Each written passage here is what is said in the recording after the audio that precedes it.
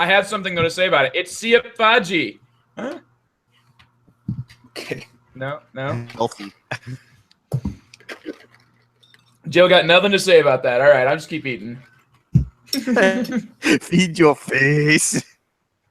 Well, thing was, like, I actually started, I was microwaving something, and I was going to try to, like, inhale it. And this stuff was way too hot. So I was like, well, I'll go down here and get all this stuff ready. And it took a few more minutes than I thought it was going to. But anyway, this is it.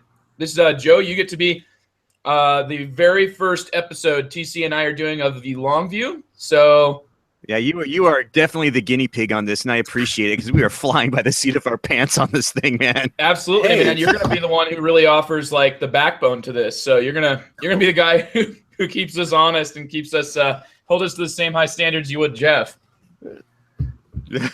Yeah, well, I mean, honestly, I listened to the Longview podcast for a long time, but I listened to a lot of podcasts, or at least did anyway. Not that me listening to the podcast should be taken as a compliment, because I listen to like 60 hours a week worth of audio content at my old job. Now I'm lucky if I get like 3 or 4 podcasts listened to a week. Mm-hmm. Now, yeah, things have changed quite a bit. I used to be kind of similar. I used to do a lot more driving, and I used to be like listening to podcasts constantly on the drive. But now it's a lot more like I'll listen to like 5 or 6 of them on a long car ride. But it's not quite as regular. I still catch the ones though that I'm the ones that I am looking for, I guess. Yeah, and more I move away from board gaming podcasts, so to speak, just because there's not that much news I'm getting from them, I guess, anymore. Just because, there's certain places that if you know where to go, you go for news and you hear the stuff that you want to hear. And then so few podcasts actually talk about games I actually find interesting to talk about as far as games go. And so now most of the podcasts I listen to that are board game related are the podcasts of people that I consider my friends. So that's why I still listen to like The Good, the Board, and the Ugly, and I'll listen to like Heavy Cardboard and Dual Gauge and stuff like that because I like those people and I know those people. Hey. Woo! I got the shirt on here, just showing it off really quick. Yeah, thanks for that mention. It was cool seeing you last night. Yeah, I agree. Like it's to the point where the people that I'm listening to are people that I kind of I almost know them personally. And I really think, though, that even before I got to the point where I knew people like in person and actually had met people, I think that podcasting kind of made me feel a little bit less alone in the hobby. So, I mean, because when I met Jeff Gamble for the first time, it was like I already knew this guy. Like, I'd never seen him before, but I already knew him. Yeah. And I knew you too, Joe, before I'd ever met you in person. So, I mean, and I really think, though, that like from a listener's perspective, it's kind of, you get to where you know them, and I kind of like it when people are able to chat and stuff, because I like it being a little bit less one-sided, because otherwise you kind of feel like being like podcasting can feel like you're putting your life into a fishbowl, and if nobody talks to you, it's like you've got reflective glass, like it's like you're in an interrogation room, just listening in. Yeah, and you'll find, though, that, out there, and I'm not talking about in the board game world, so to speak, but just in the podcasting world as a whole, the most famous podcasts aren't the ones that necessarily have something very interesting to say. They're the ones that actually make you feel like you're a part of what's going on and you're a part of the community, because that's what podcasting really does, is it kind of builds this little world and lets people be connected to, like, this thing that you're doing in a real sense. You know what I mean? And I think that, as you see, like even certain podcasts have like gone away from like originally this like cut dry, this is what we do format, into a more conversational, let's hang out, kind of thing. I mean, even the Big Dice Tower, like they completely like reformatted everything to go into just like a more conversational, 3 people just talking about games kind of format, rather than what they did for a long time, which, I mean, I listened to the Dice Tower for a while, but eventually, I mean, I realized I don't give a care about, these 25 people that are contributing however many minutes every single week. Mm-hmm. Yeah, it really depended on whether or not the actual segment resonated or mattered to me.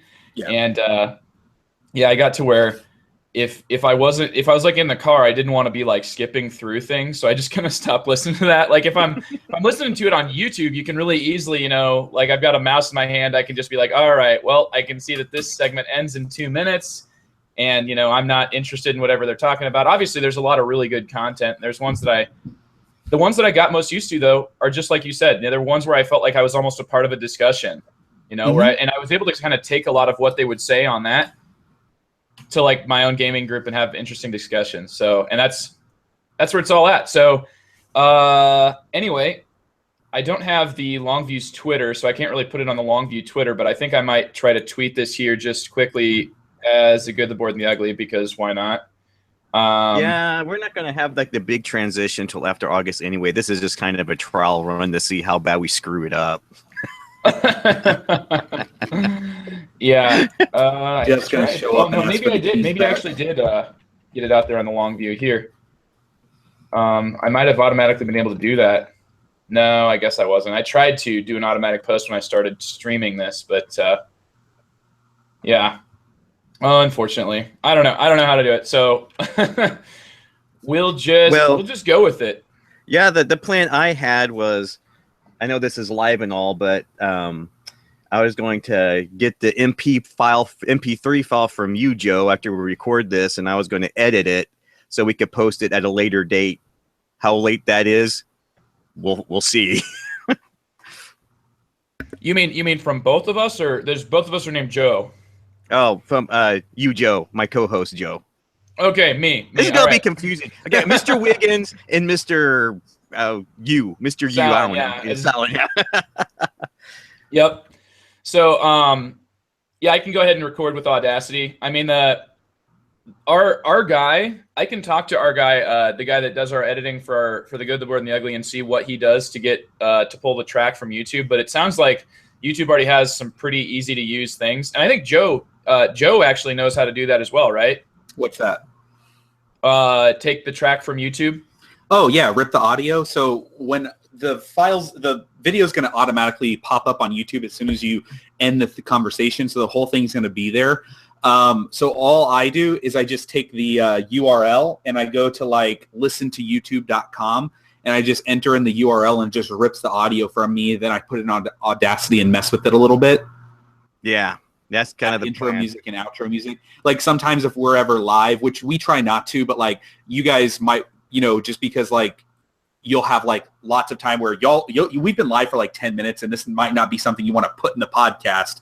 So you can just like chop all that off. Yeah, and chop it off and add the intro music in the intro. And, in case we forget to like mention Game Surplus and all that stuff. And like, oh crap, I forgot to mention you were the deep end. I can add that in, or something goes bananas, I can just take it out. And yeah, that was kind of the plan we had going. TC does quite a bit of post-production. He's more inclined that way than I am. I'm kind of a go, download it and go. I love messing with stuff in post and just, and just putting neat stuff in and everything. Ever since the tattered board kind of imploded, I've been sitting at a computer for hours doing that. I know that's weird, but.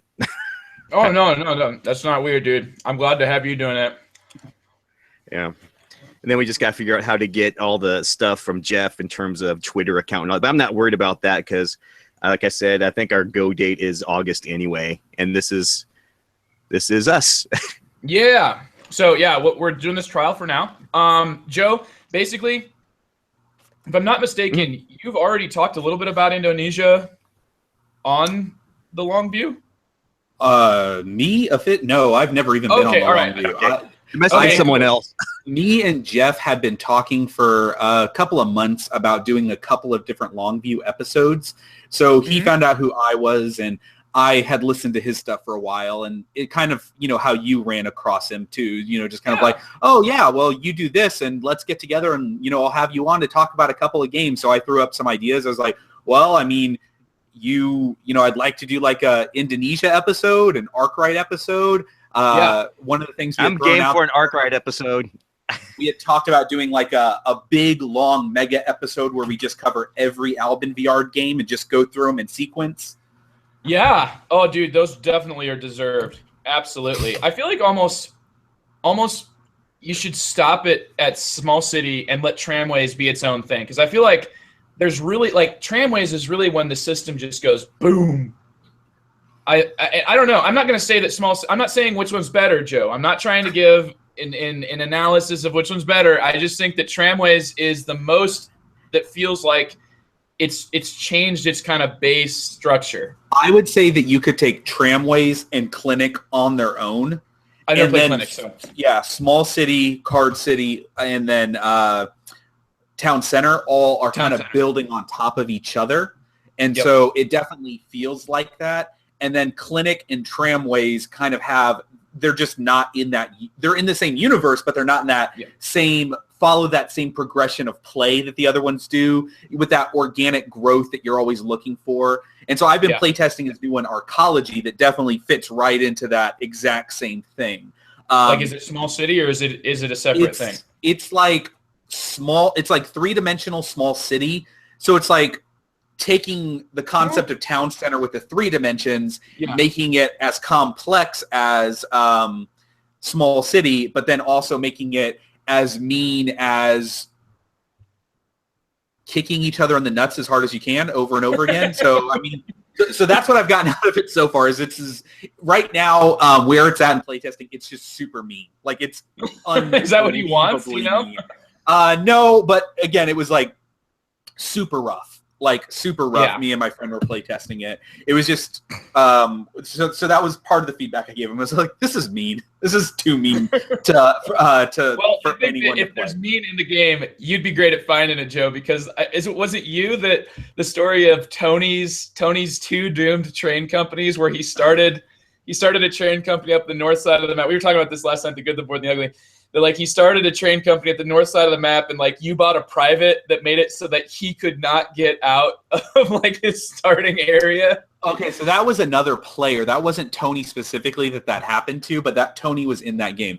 I will say I did the meanest thing I'd ever done in an 18xx game to Tony a couple weeks ago, though, where he had a company that was ahead of where everything was, and it was running like 3-2 trains, and he was going to make like bank money and buy like a 3 and be like right ahead of it.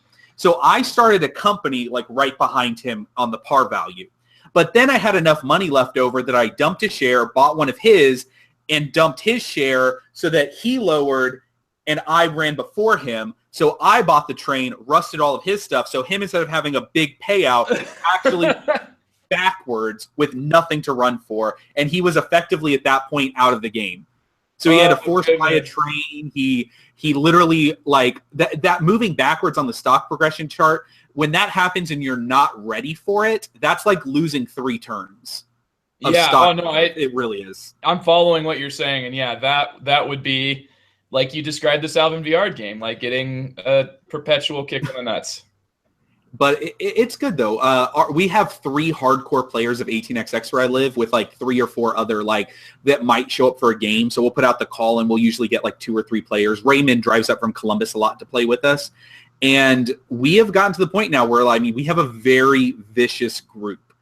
And I went down and played with another group of like hardcore 18xx players. And I was playing with them, and they were like, you play really aggressively. I was like, that's just how my group plays. I'm sorry, but I mean, the tokens are a weapon. They're not really a tool. Oh, God, no, yeah. When I see anybody in our game group, in the games I've played, if I see anybody starting to roll that token back and forth in their fingers, I'm like, what are you doing? Like, I'm like looking at everything. Because I don't know. I'm still like just such a fledgling. I'm still like half in the egg and half out with my strategies in 18xx games. So like as soon as I see anybody start to get predatory, I'm like, I'm gonna be the first one gobbled up here. Yeah, and honestly, so am I, because I've only been playing. My very first 18xx game was Last Origins. I played 1846, and since then I've played over 100 games. So yeah. But it's definitely come like fast. It's become pretty much a lifestyle for me, so to speak. But yeah, we definitely, the 3 of us that have been playing together since I think last Christmas, have definitely seen a progression in our play to where like we'll play a title And the first time we play it, things go pretty smoothly. And then like by the time we get to the third play, our stock rounds are just shenanigans all over the place, finding these interesting things. I'm going to have questions. A lot of the questions I want to ask you are going to tie in here to Indonesia, but I'm glad that we got some of those specific things teased out here, even if this doesn't end up going on to the audio recording, because like a lot of my curiosity here is like, Indonesia and what it's able to do in terms of what's it's able to do in terms of abstracting a sort of like stock almost. There's no stock in the system per se, but it almost feels like with the way that the mergers work and the way that you get payouts from these mergers, you get, I don't want to step on your toes here on what you're going to say, but to me, like it almost feels like this pseudo sort of valuation stock market develops, even though there isn't a set tracker for it. What I would say is Indonesia is the closest thing that you can get to an 18xx game that isn't an 18xx game. So if you're looking for something that, is in that vein, that gives you those financial decisions, that gives you the framework to play with that you would want from an 18xx, but you don't want to deal with the stock markets and everything like that, you go get yourself Indonesia, because Indonesia, the economy in that game and what it accomplishes with such a simple rule set allows for such amazing things to happen in that game space. Oh, yeah. It's absolutely phenomenal. And that's I think your sort of like 30-second sales pitch on it, which honestly, TC, maybe be ready to repeat that. Yeah, the one thing I want to ask before we start going is, do you want to do a quick view afterwards still, Joe? Potentially, but that would just be that could just be something that we do. We don't need to Joe doesn't need to commit his time to that. What's a quick view?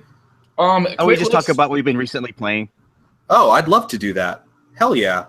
Yeah, okay. I mean, we can like do I wanted to see if you wanted to be in on it.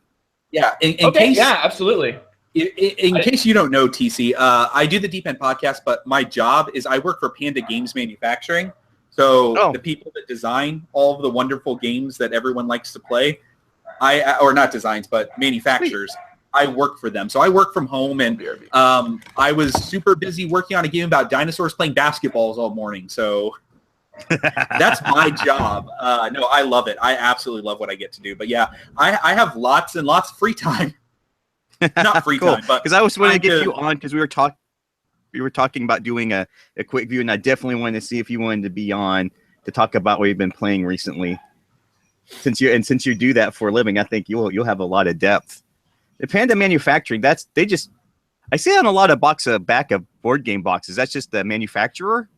Yeah. So we're not really concerned with what ingredients you put into the donuts. We're just concerned with making sure the donuts look really, really good when they get to the customer.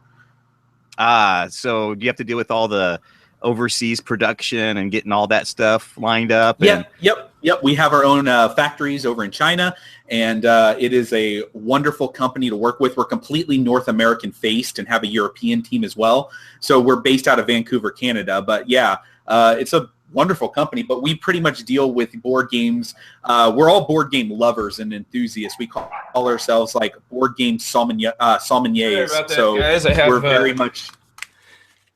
I'm just yakking with that. Yeah, no, that's entertaining. I'm sorry if there's any dog barking going. My wife is my wife is trying to bury kind of set up a pole that she painted in the yard. So anyway, I was just figuring out what all was going on. So I made sure that hopefully the dogs will at least be muffled. So sorry guys, what did I miss? So I'll just do an intro. I was just asking about what he did at Panda Publishing. That sounds pretty awesome. Yeah. I'm a pathology assistant. I work in a pathology laboratory, so I just deal with the human body. So it's always interesting to hear what people do work in something they actually enjoy, like board gaming. Yep. All right. So so I'll just do a quick intro, introduce the desk, go to Indonesia, and then we'll just hit it from there. How about that? Does that sound good? Bold suggestion here, TC. I know this would be a bit of a departure from the formula, but I think it'd almost be cool to just do a cold start with what Joe just said, Yeah. with like the, what he said about Indonesia. Like, just start with like Indonesia is this, like the 30-second pitch right there.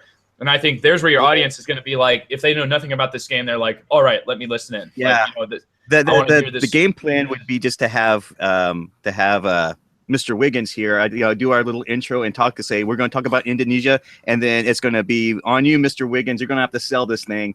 I've played it twice, so. Oh, okay. Well, yeah, I think what's really going to emerge is as Joe talks, I'm just going to try to ask questions about what exactly, what things that he mentions, and just try to, pick at it. And I think, Joe, you're used to podcasting, so there's not going to be, I don't think I'm going to need to be saying too much, because you know how to keep this going. And then Joe, definitely it's better if it's a conversation. And again, if you want to do a lot of stuff to say, don't worry about that. kick it over so I can just tell people who I am, I'm down with that. So, yep. Yeah. All right. And then I don't want to spend a whole lot of time on mechanics. I mean, we can talk about briefly, but I do not want a 45-minute how to play, because I will go to sleep 3 minutes into it. I promise. Yeah, no, we're gonna make this engaging. So all right, just a brief overview would be fantastic. Okay, we ready for this? Yep. 3. So you're having me go straight into it with the. No. I'll start, dude. I'll start, and you'll hopefully it'll be pretty clear what to say and whatnot. Okay. All right. I'll do like a little intro. 3, 2, 1. Hello and welcome to the Longview Podcast, a podcast that takes a deeper look at the games that have been around for a little while. So I'm one of the hosts of the Longview Podcast, and in my very first episode here, together with my co-host, TC Reed. TC, how are you doing? Fine. Here we go with a Longview, the next generation. Let's see if we can keep the torch passed and keep things interesting and moving. Absolutely, yes. And I am Joe Sallin. I'm really excited here. Jeff Gamble has done the Longview now for 5 years, I believe. It was like 2012 that he started. And I had been a fan for forever. TC, you've been a fan. And even our special guest of today's episode has been listening to the Longview Podcast for quite a while. And so to introduce, today we are going to be talking about the game Indonesia by Splotter Spellen. And especially joining us today is the host of his own gaming podcast, the Deep End Gaming Podcast, and he is also an employee of the gaming industry. So, gentleman named of Joe Wiggins. Thank you, Joe, for joining us. Yeah. And, how are you feeling? I'm good. I'm really excited to get on here and talk about Indonesia. Really, thanks for the plug there. I do have a podcast called The Deep End that I have with Ryan Metzler, who most people who like heavier Meteor Euros are familiar with, and Clay Ross, the owner of Capstone Games. And I just kind of fit in with them just to talk about heavy games on that podcast. So if you care to know who I am or what I do on the Deep End Podcast, if you were to think of it kind of as a universe of ultra-violent, loosely interconnected films that were basically found lots of critically acclaimed success, I would be the Jackie Brown of the podcast. But it's really, really fun to get on there, talk with those guys. And I do. I make a living working for Panda Games Manufacturing, the people who produce amazing, beautiful games in the industry every single year. And I love what I do. It's really amazing. It's a new job, but it's definitely something that I have found lots of enjoyment in. Yeah, absolutely. So who would Clay Ross be then? Because Clay is quite a character. Clay Ross would be Pulp Fiction. Yeah, of course. Yeah, you got to go with Ryan that guy Metzler too. Is probably Reservoir Dogs, or does that count as ultraviolent? What was that? He would probably be Django Unchained. Django. Oh boy, yeah, he's got a lot of rage there. I just so sad that I missed out on seeing him, man. He posts on Twitter that he was in Ames, Iowa, which TC, one day I'm going to be able to teach you where I actually live, and you'll be able to remember that. Yeah. he says you guys are in Keeping track of where everyone Idaho, is Ohio. crazy. No, just for the record, There. TC, Joe lives in Ohio. I live in Iowa, the Great Potato State.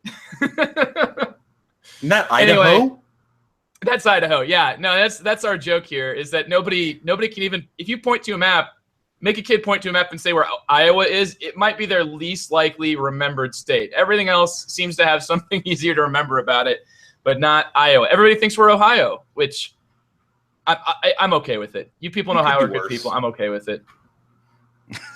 So anyway, we're here to talk about Indonesia by Splotter Spellen, and it is a big day for the Longview podcast because this is our first look at a Splotter Spellen game, and these are games that have been really entertaining a very specific sort of crowd and a huge fan base. I just don't know how huge it is, but a very, very loyal fan base for quite some time. And we actually, having the Indonesia on here for the first time, this game has been around since 2005. So, I mean, talking about games that belong on the Longview, we're talking about a 12-year-old game here. Just recently got a reprint. So it was designed just for I remember what Jeff used to always do. He says the year it came out, he says the publisher, so Splotter Spellen 2005. And it was designed by, is it Jeroen and Joris? Yes. Is that how you say it? Jeroen and Joris? Good. That's good enough for an American, I think. No, they're from the Netherlands, I believe. Right, but good enough pronunciation for an American, I think. Oh, thank you. Yes, just beautiful. I think that's just from Heavy Cardboard because I think they know Jeroen and Joris personally. They've had them on the. To quote Edward, he always says Joris and Jeroen. Jeroen. So, there it is. Jeroen. Okay, Jeroen. Thank you, Joe. Yeah, well, at least I didn't mangle it with my Texas accent. Jeroen and Joris made this game here in 2005. Anyway, it is absolutely one. I've played it a few times. TC's got a chance to play it a few times. It's one of those where it's something that I don't know. It to me, it feels like a game system. It's something that I almost want to see 100 games that are made in the same sort of vein. So, but before we go on, I'd like to thank our sponsor of the Longview podcast, which is Game Surplus. So Jeff always did such an excellent job, and I'll do my best here. Game Surplus, you can find them at gamesurplus.com, is really focused on providing the best customer service you can find in an online game store. It's like the friendly local game store, but you can find them anywhere online. Go shoot Carmen and Elaine an email at games@gamesurplus.com. They will track down any game you're looking for, and they cast a very broad net. They'll find you those tough-to-get imports as well as the staples that you'd expect to see on the shelves of a game store. So anyway, check them out, games@gamesurplus.com. I don't know. It's Indonesia. So Indonesia was recently reprinted. Is that reprint like totally sold out by now? Does anybody know? I would highly doubt that you'll be able to find it at less than $100 on the market right now. I don't think it's widely available through the thing, but you could do a search and try to find it. But it's probably going for about $100 right now. But it's only on it. I mean, it goes for 90, so it's not like it's that much of a markup. I don't think. Mm-hmm. Yeah, definitely. Like Splotter Spellen. So before we even get into the game of Indonesia, what is it about Splotter Spellen that makes them such a unique entity in the board gaming world, and what makes it so that when there's a Splotter game that's coming out that I hear from one of my co-hosts on my podcast, The Good, the Board, and the Ugly, Andy, talking about games from Splotter 2 years before they come out and a year before they're even announcing a reprint, and he's just like all over them. I mean, it's exciting. I'm not saying that I don't feel this way, but I want to hear from you, Joe, because you're here to talk about Indonesia. What is it about Splotter? Okay, so Splotter as a whole is what was a very small niche company that had a very fanatical fan base that just were like devotees or acolytes for these games that they were producing. Now, the thing about Splotter Spellen is they have a backlog of games that is very, very numerous, and a lot of them, from what a lot of people have said, because I have not played a lot of them, very, very bad. I was going to say interesting, but that's probably not the right word. No, just bad. Yeah. So there really are, though. I'm interested to try some of those older titles, but when people talk about Splotter, they are generally referring to what is known in the community as the Big Five. Okay? And so the Big Five would be Antiquity, Roads and Boats, Indonesia, The Great Zimbabwe, and Food Chain Magnate. Those are some of their most recent games. I think there was like a Duck Dealer that came out amongst those or something like that. Duck Dealer was the hush hush. But for that's apparently a trading game that doesn't get a lot of love, from what I understand. Well, I have it right there on my shelf, so still. But wouldn't Roads and Boats be part of that? I mean, whenever people say Splotter, Roads and Boats really is like huge box. Yes. So those are what would be considered what's known as the Big Five, and so those Big Five really are what have come out, and people that enjoy heavier strategy games have kind of gravitated to these Splotter games because they are all incredibly unique. Some of them have similar mechanisms within them, but as far as the way the game plays, they are nothing alike. But also because of a simple framework of rules that provide immensely deep gameplay. They are not overly concerned with art. They are not overly concerned with production. They are not overly concerned with making sure that you can buy their games because they don't do very big print runs. And but the one thing that Splotter does do is they have made a name for themselves in the industry for especially people that enjoy those deeper, richer, heavier games to kind of have a platform and a company to hold on to say these guys always do something unique and interesting. Because, they could do something like the coin games where there's 20 coin games, but all of them play very vaguely similar. None of the Splotter games play like one another, if you know what I mean. They're all completely different, very interesting, very diverse, but you can always expect to get a rich experience out of the game. Yeah, of the ones you mentioned, of the Big Five, I think the only one I've not played is Antiquity, right? Because Great Zimbabwe, Food Chain Magnate, Roads and Boats, and Indonesia. Yeah. And I have all 5 of those, and Antiquity is fantastic. But the reason you probably haven't played is because it's been going for like $250 online, and those copies get snatched up almost as soon as they're available. But there is going to be a reprint at Essen this year, so you can definitely count that Andy Dennison's going to have a copy of that to be played in the group very soon. Absolutely, yes. I will be playing that game too. So Splotter really does. Has carved out its own very identifiable niche, and we'll get around more to like maybe some concerns people might have had, in the community with Splotter titles. But I think for now, we want to hear about Indonesia. So where does Indonesia fit within those Big Five, within Splotter games, and within just the heavy game spectrum, Joe? Because you play heavy games, heavy games. I enjoy decisions in my games. That is what draws me to a game. That's what keeps me coming back, is interesting decisions. And I find that there are more interesting decisions the weightier a game can be. That's not to say that every light game doesn't have good decisions and every heavy game has great decisions. That's just something that I have found from my own personal taste. The better the decisions, the better the game.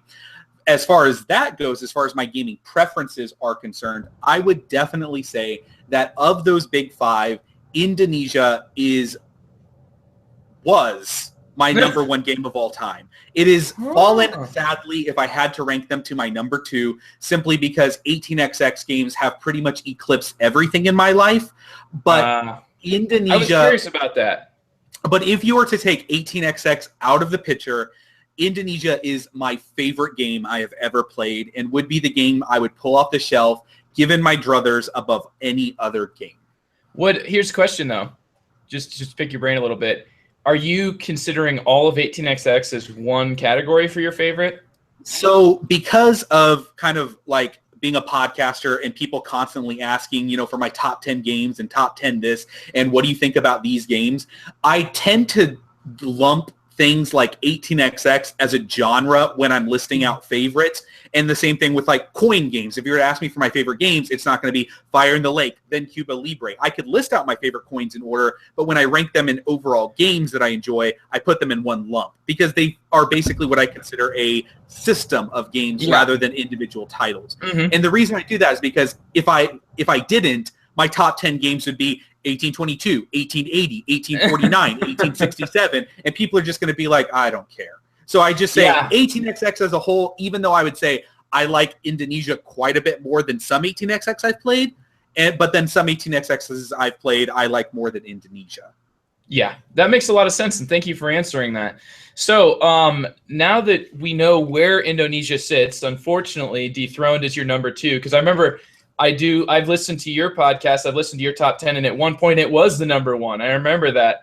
And I think, though, that we all understand that because Indonesia's up against, like, essentially a barbarian horde of gigantic games that all somehow get categorized together. If you question, if all Splotter titles, or the big 5, okay, we're not gonna say all Splotter titles, obviously no duck dealer here.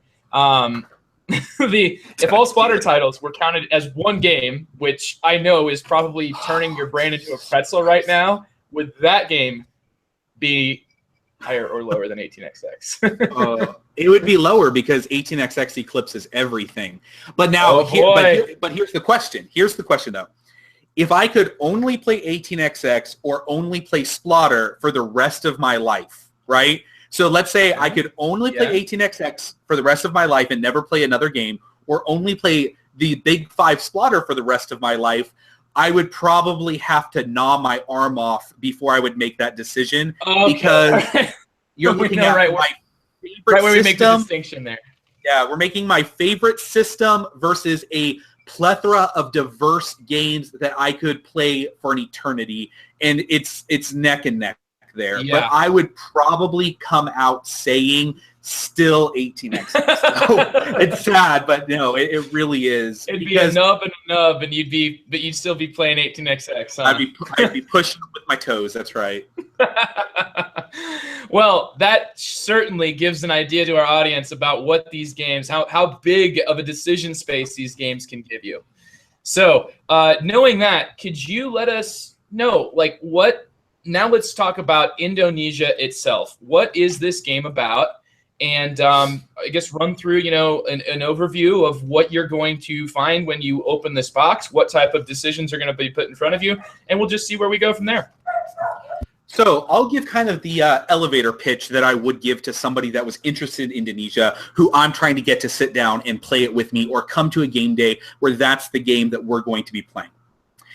Indonesia is a game about running companies and shipping goods in the island chains of the Indonesia islands. But that doesn't really matter. What Indonesia is a brilliant economic engine and framework of very little rules overhead, but very deep decision space in which you can basically make and break your own fortunes in the world based upon this incredibly loose interpretation of what you can actually do with your money and how you can do it. I tell people, it's not necessarily a game about getting the most money. It's a game about wielding the most money like a sledgehammer to annihilate your opponents. And when people want to know how I feel about Indonesia, I tell them, if it is the closest thing that you could play to an 18xx game to give you that brain-burning decision space than any other game that you could play without it taking hours and hours and hours. And now, granted, I have heard other podcasts that I have listened to claim that they played Indonesia for the first time, and they said it was a 7-hour experience, which I just want to say right now, that's ridiculous. They played something wrong, or they're playing with the most AP players in the world. 7 hours? What? I have never played a game of Indonesia that has gone over 3.5 hours. I will put that out there right now. I would say 3 hours is good, but I mean, these days you play a Vita Lacerda game and you're looking at about that time frame anyway. Right, if you TC? Yeah. How long did your game of Lisboa take, TC? The game of Lisboa took, the rules teaching started at 6. The rules teaching were ended at about 7, and we wrapped up about 10:30 or 11. That's why you just get everybody to read the rule book on their own beforehand. I played a 3-player game last night. One player had played once, and me and my wife had not played, and we knocked it out in about 90 minutes. Ooh. Lisboa? Are you guys like, well, this is funny. It kind of reminds me of the Longview podcast episode on 18xx, which I wonder, Joe, if that had any impact on your decision to go full 18xx a year ago. But they had Joe Huber and Eric Brocious came on, and their group knocks out 1846 in like 2 hours, 90 minutes to 2 hours. Within a group of experienced players, I could play 1846 in 90 minutes to 2 hours. Yeah. Yeah, that's so. In my group, it never seems to happen just like that. But even being a group that tends to play at the suggested length or maybe a little bit beyond that until we really get good at a game. We played Indonesia. Here, it's got a weird, like the player count kind of affects the length of the game in an inverse way. Like the game tends to go longer at lower player counts, which is weird. But even at those lower player counts, the longest game I've played has been just over 3 hours, and the shortest game I've played has been like 2.5. Yeah, I have played a 5-player game of Indonesia that clocked in right at around maybe 120 minutes, like on the nose, with a lot of new players, and that is because exactly what you said. The player count very much affects the time length of Indonesia. I will say that. It plays, I would say, well at 3. It plays well at 5, but it plays beautifully at 4. So a 3-player, and the reason that it affects it so much is because the end game condition is still the same regardless of how many players are playing, and that is a certain amount of companies have to be started for the game to trigger its ending. And so because of that, it's whether 3 players with finite resources can get these companies off and going versus 5 players. In my I had one 5-player game where the first era lasted 1 round. Oh, man. Second era, crushing. Yeah, the second era went 2 rounds, and that's because somebody purposely did not do something to speed the game up. And the last era, we started it, and that was the last turn of the game. So 4 rounds. It was a 4-round game. Oh, my goodness, man. That's crushing. Here's the thing, though. You do have quite a bit of control over how quickly those companies get started and how quickly those companies, how quickly players have the capability of acquiring new companies and consolidating companies. So in a round of Indonesia, the game, if I'm not mistaken, you start up, there's 3 phases to the game, and you always start in one specific territory. Is that right? So the game is divided into what the game terms eras. So era A, B, and C. And then what's going to happen is you're going to be dealt 3 cards, an A card, a B card, and a C card. And at the beginning of every era, when a new era starts, which there's a trigger that tells you this is the last round of this era, at the end of this round, you're going to do era B stuff, okay? And so what's going to happen is you're going to take your A card, and it's going to give you 3 choices on that card of where you can start a city or where a city metropolis center is going to pop up at. And every player is going to play that card and start a city in that area or in that territory that it tells you to. So you get an option of 3, but every player is going to start a city when that new era comes around. So that's pretty much the triggering thing. Yeah, and those cities are not owned by players. Like, there is some player-owned things in this game, but those cities are just kind of like this setup of the map. Where do you go from there entirely depends on these companies, right? Yes. So your companies are your supply. The cities are the demand on the board.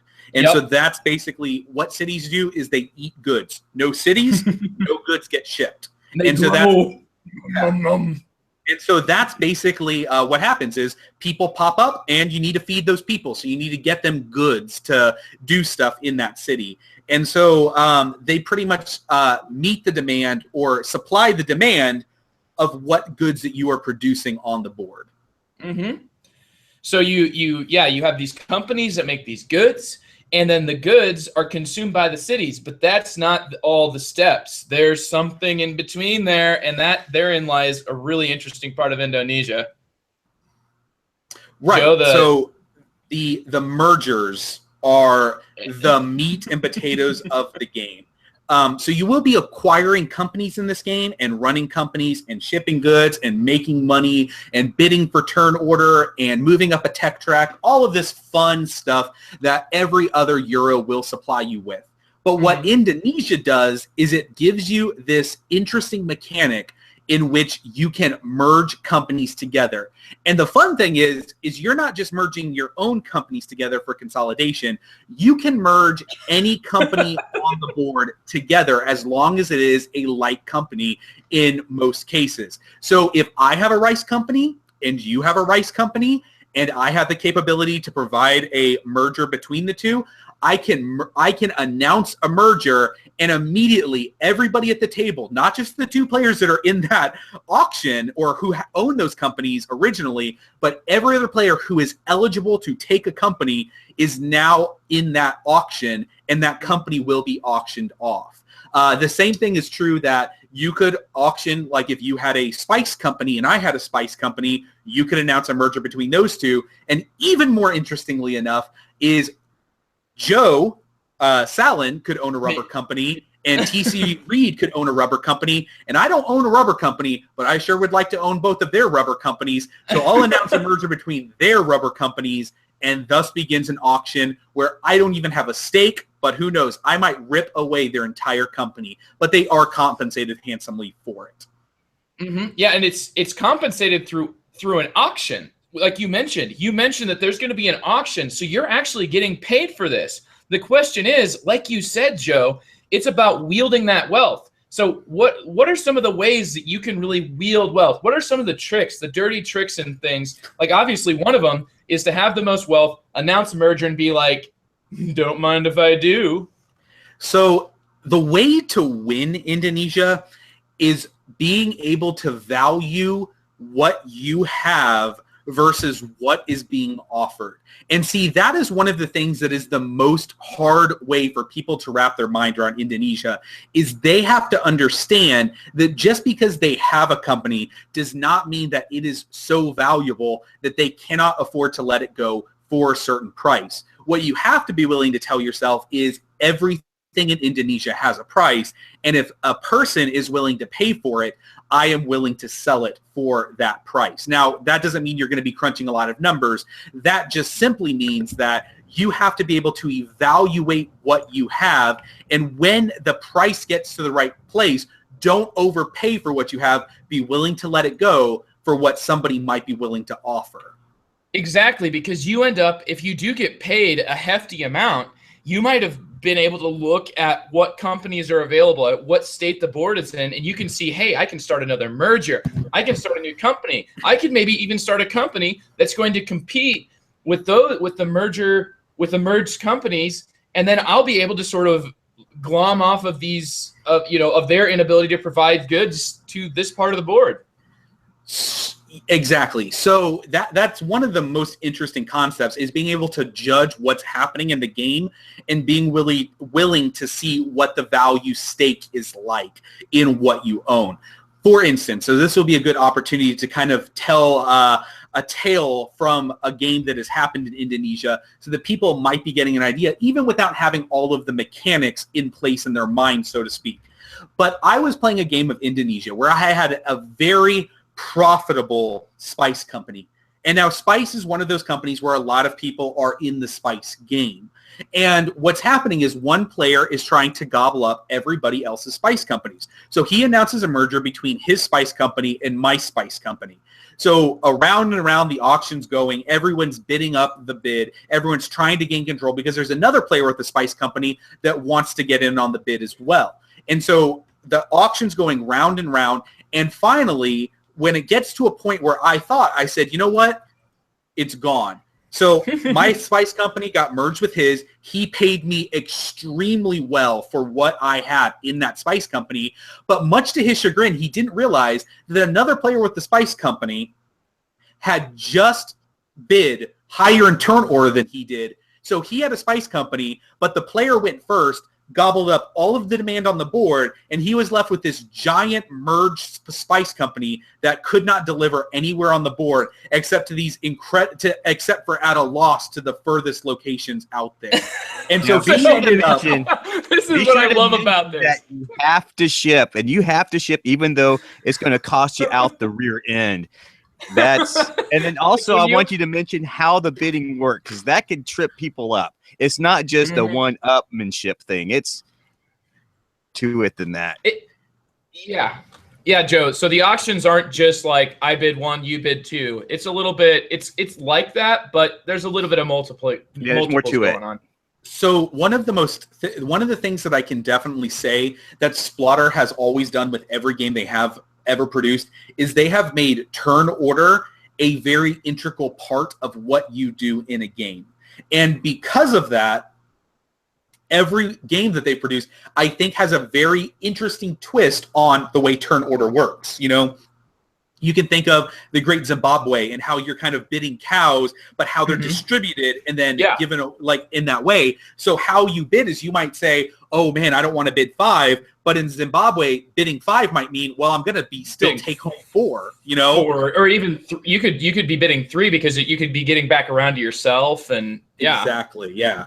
So very there's always an interesting thing to turn order. So the way that the bid in Indonesia works is really fascinating because it's a once around bid. It doesn't keep going round and around and around and around, but basically you're going to bid with money, which is victory points. But this is the best part, is it doesn't matter how much you bid because you're not losing any of that money. You're simply shifting it over to another section of your player board that is your bank. So and you can no longer spend that money. Everything you bid will count as victory points in the end, but that is money that is from that point forward locked in the game, and you can never take out of there or use that money in any way. It is locked up. So you could bid, let's say, $500, which is an insane amount to bid, but I've seen people do it because that $500 is not lost to the game. It's simply set aside not to be used if going first is that important to you. And so every player has to make the decision. So going last in Indonesia for bid is usually the strongest position to be in because you get to basically know what you can bid to go in a certain spot. And you can bid any amount. So if me, Joe Sallin, and TC were all playing a game, Joe Sallin bid first, and he said, well, I'm going to bid $15. And then TC comes up and says, okay, well, I'm going to bid 30. Or 60. And so maybe he's trying to guarantee it. And he could say, I'm going to bid, $30. Okay, so now we have a $15 bid and a $30 bid. I, as last player, have this fascinating choice. I could, A, not care about turn order. If it's not important to me, I don't need to care about it. I could bid 0 and go last. But here's the other thing. I don't have to. I could also know that I am going to go first if I spend 31, but I could also know that if I just want to go in front of Joe, I could bid 16. And so there's this interesting thing as the table goes around and as this bid track goes around that you have to really think about what kind of money is. And as you go through the game, turn order becomes very important and those bids become extremely high. But here's the fascinating part is you could actually goad somebody into a high bid for the sake that they're going to set that money aside, which means they don't have money to use in the auction round, which means they can't protect their companies with their own capital because that money has been locked up. That's that deeper play. So I've played Indonesia already this year 5 times, and I've probably played triple that in my life. So I have about 15 plays or so under my belt. And I loved Indonesia from my very first play. I considered it for a very long time my number 1 game after my second play. But after I would say my 5th play, you started to see a much deeper game that you could play with these people because it's not necessarily the board state because like I've said many times, the rules get out of the way really fast in Indonesia and it's really about playing the players and seeing what they're working with and what their motivations are and what you can do with what you can force them into doing. And that's one of the most interesting parts about Indonesia is finding ways to manipulate the money around the table and then wield it like at the right time in opportune moments. Absolutely. So we've got everything in the game is driven by money, which is ultimately the victory condition, having the most money. But when you spend money, you're not just getting rid of it. You're like sort of banking it to the end. So it's like you're locking in saying, I'm not going to need to use this for anything in the game. So how much money you ultimately possess and have moved through in your game is going to be what really amounts to your victory. But you're going to be spending that money for several different things in the game, right? You're going to be spending that money to bid on turn order. You're going to be spending that money to acquire to acquire companies out of mergers. I don't believe it costs any money to start a company, does it? You just grab them. You just start them because you're starting up a company. The companies are what's tied to a specific region on the map. So that's kind of like where your variable setup, where players are able to start cities in different areas.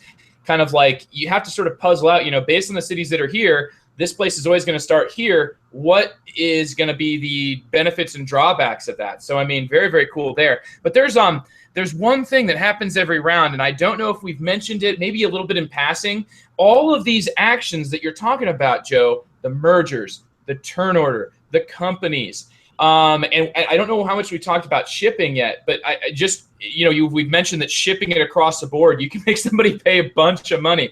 But the shipping, all these things are like, you start with very primitive capabilities, right? Yeah. Yeah, so you start with only the ability to own one company, right? Yeah, so you start with what the game terms as slots, and you only have a slot to take one company. But you can, and here's the thing, what I guess we should maybe get into it, is there's a point of the game that's called research and development, which is basically like this tech tree that you can open up different stuff with in the game, okay? And this tech tree has a couple of different things, and it's a very small tech tree. It's nothing like a Twilight Imperium where you have a deck of cards with all these crazy things. It's simply, what part of the game do you want to increase your ability to play with more?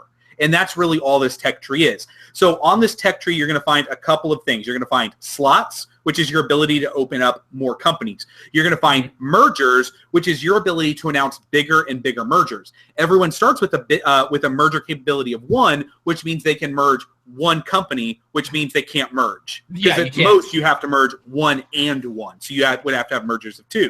The higher you do that, if I owned a merger of 3, what I could do is take a company that's been merged, so there's 2 companies together, and merge it with a company that's only 1 or has 1 company. I guess I would call them little company charters, or so to speak, involved. But I could also merge 3 separate individual companies and say this rice, that rice, and that player's rice, and all 3 of those would be wrapped up in the merger, depending on how high my merger capability is, and how big my balls are at that point.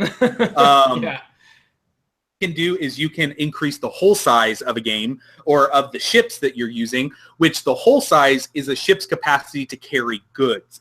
And so the bigger your whole size, the more goods that you can carry, because you're going to be kind of leapfrogging these goods across shipping lines into cities. And the bigger the ship's whole size is, the more goods you can leapfrog. So it kind of increases their capacity to carry goods. The other thing is you can increase expansion, which is just when you're done shipping, if you ship all of your stuff, you get to grow. The higher your expansion is, the more you grow. And so if you ever just go online and look at a picture of Indonesia, you're going to see these chits all over the board. When you grow, you just add more chits, which means that's how much territory your company owns, which can allow you to get out other places. But more importantly, is kind of how valuable your company is in a merger situation. So that's expansion. And then I'm sorry, Joe, go on. Oh, and the very last spot on the R&D track, and this is the most fascinating spot, I think, because it's one of the most interesting to see it played with, is the opportunity to increase your bid size. And what this is this is a bidding multiplier, because we've talked about how important turn order is. And when you increase your bidding capability, what you are is you're increasing your ability to spend money in the bid, but add a multiplier to it. So if you max this track out, you could spend $1 and it counts as $500 in the bid, which means you could be spending $1 and forcing other players that need to go in front of you to spend $501 of cash when you have essentially only spent $1. Or you could spend $3 and no one's going in front of you. No. And then at that point, you break out the calculator for the multiplier stuff. Yeah. You end up only spending, or your winning scores in this game, depending on player count, is going to be divided. But I mean, like, the highest I've ever seen, which would be at your lower player count games, is like, I want to say, like, maybe there's been scores that have been in like the 5,000-7,000 range, but I feel like most of the time they're like, you're like 3.5 or something. That sounds, I don't track scores with my game, But that definitely sounds about right. I play most of my games of Indonesia at 3 and 4 player, and the player count definitely affects the amount of money that's going to be in the game. Yeah, your winning games that go longer, there's more money. So, absolutely. So yeah, this track that you've mentioned, R&D, as they call it in game terms, is fascinating. It's just what really thrills me about it is that you have to be incredibly like planning your turns in advance based on what you take. All players have to sort of do this at the same time, and you, no matter what else you're doing in the game, there's nothing you can do to affect how much you get to R&D. You always get to R&D one aspect, and that just, I mean, when you know what's hilarious to me, Joe, is when that first player decides to up the merger, because that makes the entire rest of the table start looking around like, what's he gonna do? Because what I wanted to ask actually right now is, Joe, would you consider yourself a good Indonesia player? No, not at all. Like Okay. when you mentioned the turn order track, I don't think I've ever seen that manipulated in any of my games. I was really interested to hear how exactly that would work, because basically when it was taught to me, the game is, you've got like this is the hardest thing for me to fathom, because I'm so focused on making money through companies that like that just seems to me like a wasted action. But you're saying that's your favorite part, which to Turn me order is huge. I do not know. And would I consider myself a good Indonesia player? Absolutely not. Because what I wanted to say is, you made the statement, you need to be planning your turns way ahead based on what you want to do in the game. And every game I play of Indonesia, I'm planning my turns based on what other people are doing on that track. I have no stake in what I'm moving on that track until what I see people in front of me move on that track. And I see this guy increases this, so I sit there and say, well, I don't know if I want to increase what I was wanting to increase now. Maybe I want to increase this. And it's one of those things that's definitely like, the players run this game. It is completely dictated by the players. And if we can, sort of. Yeah, and if we can kind of set aside the R&D track and maybe come back to it real quick, this is absolutely one point I really wanted to hit on so much, because this is why this game is fascinating to me. Is this game allows players to play with the system. And there is such a rote opening to this game. And what I mean is, I do not mean that every game is going to like play out the same way, but you look at how the game gets set up, and it's like, oh, I'm going to get one of these cards. There's only 5 cards in the box, so I know where this... I mean, the board shows you where the cities can go and what companies are going to start where every era. The companies don't start in random places. Every game you play of Indonesia, all of the A companies will always start in the exact same places. All of the era B companies will start in the exact same places. Do you know what I mean? Yeah. And every card is going to have, there's only so many places that these cities can open, and you can guarantee, and I know that rubber's going to come out and Siap Fanji is going to happen in era B. And I know that oil in, I'm trying to think of off the top of my head, but oil is going to come out in era C. Yeah. And these things are going to happen, right? And that these boat companies are going to happen, and how many boats are going to be on the board. But here's what's interesting. With that in place, because you hear that and you would think, oh, well, there's got to be a dominant strategy. 15 plays of Indonesia, not one time have I ever seen a game turn out the same way.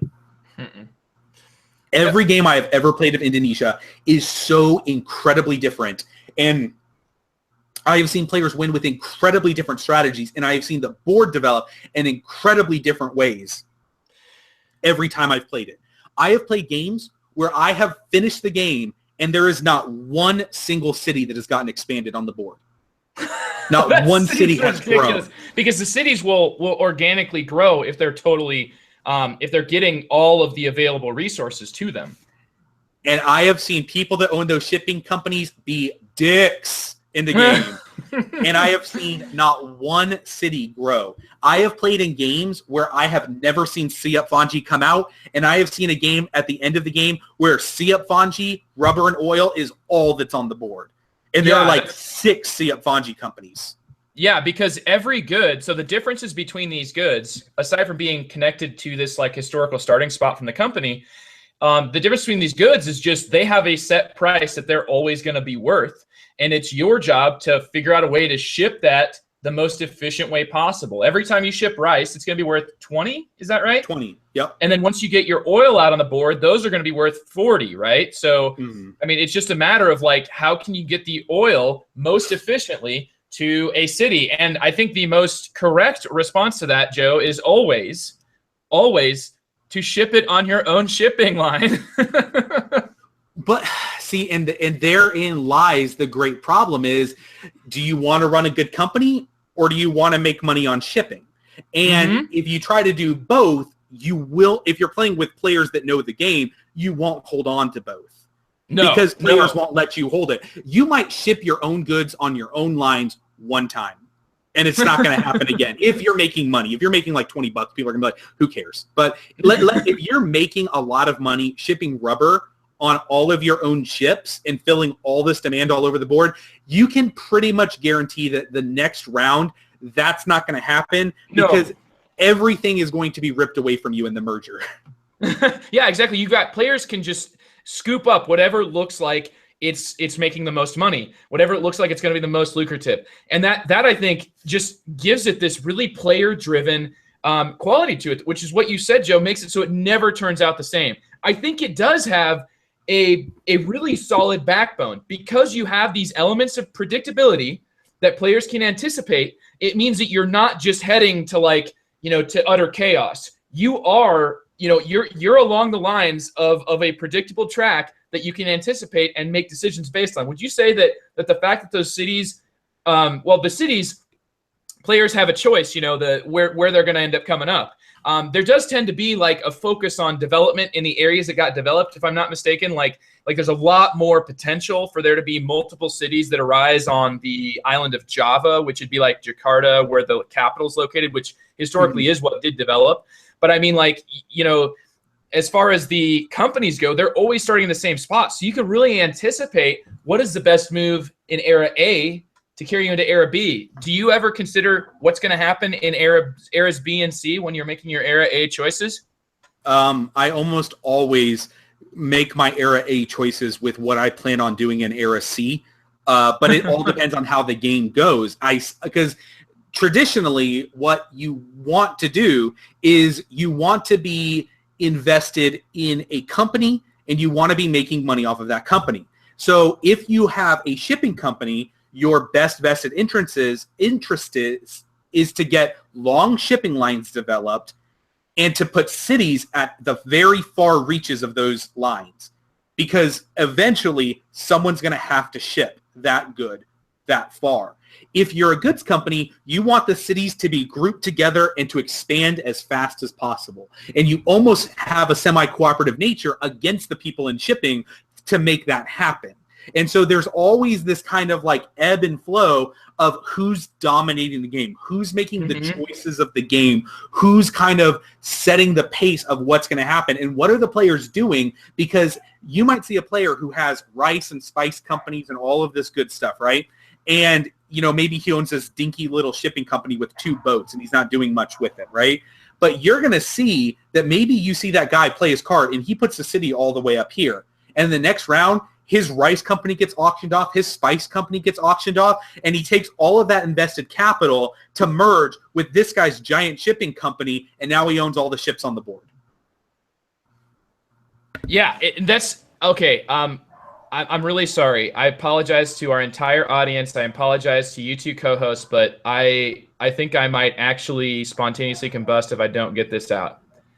So what you're saying is that basically the dominant player in the game at that point, like essentially the impetus is on every other player that's playing to sort of scoop up, take away, or in some way disrupt his plans. Does that sound correct? Yes, but here's the thing is you might actually do that to disrupt his plan, but the thing is you're so well compensated from having things taken away from you that being able to pick up, and the other players left at such a devastating loss after stealing something, that it provides this framework for him to have all of this financial resources to re-put into the game and puts him in a position to just go do something else. So basically, and this is what I had to say here, Joe, is that this player is going to have to sort of work around, even if you're the dominant player at that time, people are going to throw things in your way that's going to make you have to make decisions that go around what you were previously doing, or if to use a linguistic term here, to do what's called circumlocution, when you don't know a word, but you know how to say you say that concept without saying that word. So I would just apply that concept to the idea of making a decision and call those circumdecisions. That sounds awfully painful. I apologize in advance. You might slightly mispronounce that and cause a lot of guys to cringe. I had to. Well, no, and I really think, okay, so it's not a dexterity game. It's not dexterity.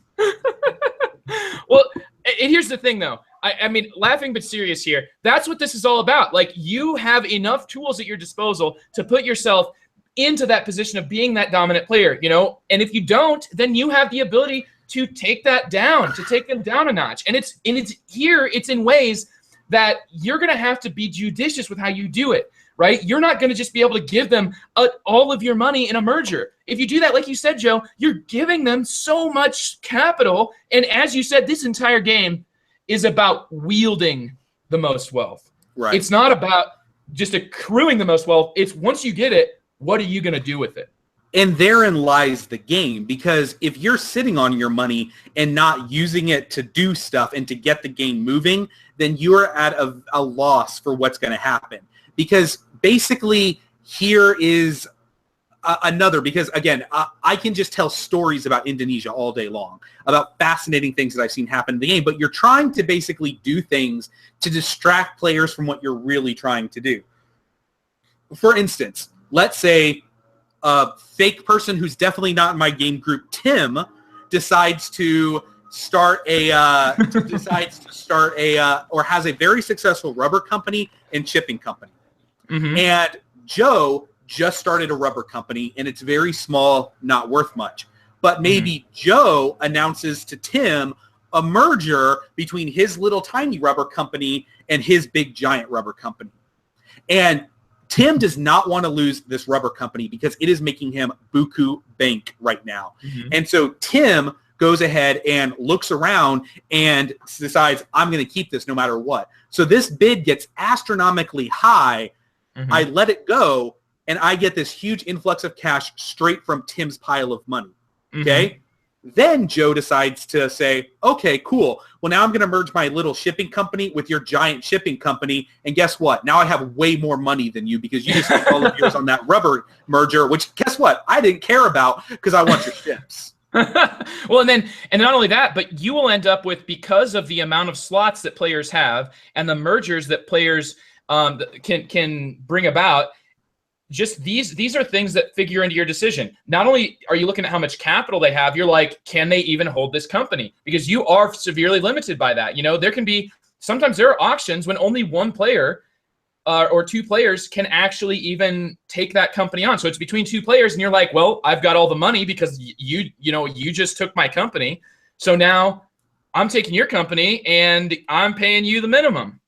Yep. And that's the thing, is you might announce what I call fake mergers in the game to basically entice people into an auction to dump the company off to keep them out of a merger that you're about to announce, because they're going to be locked up with companies at that point. Ooh, boy, that is really sneaky there. That's really that's just dangling that carrot there in front of their face. Like, hey, would you like a little bit of this? Would you like, you love the taste of spice. You love the taste of this spice.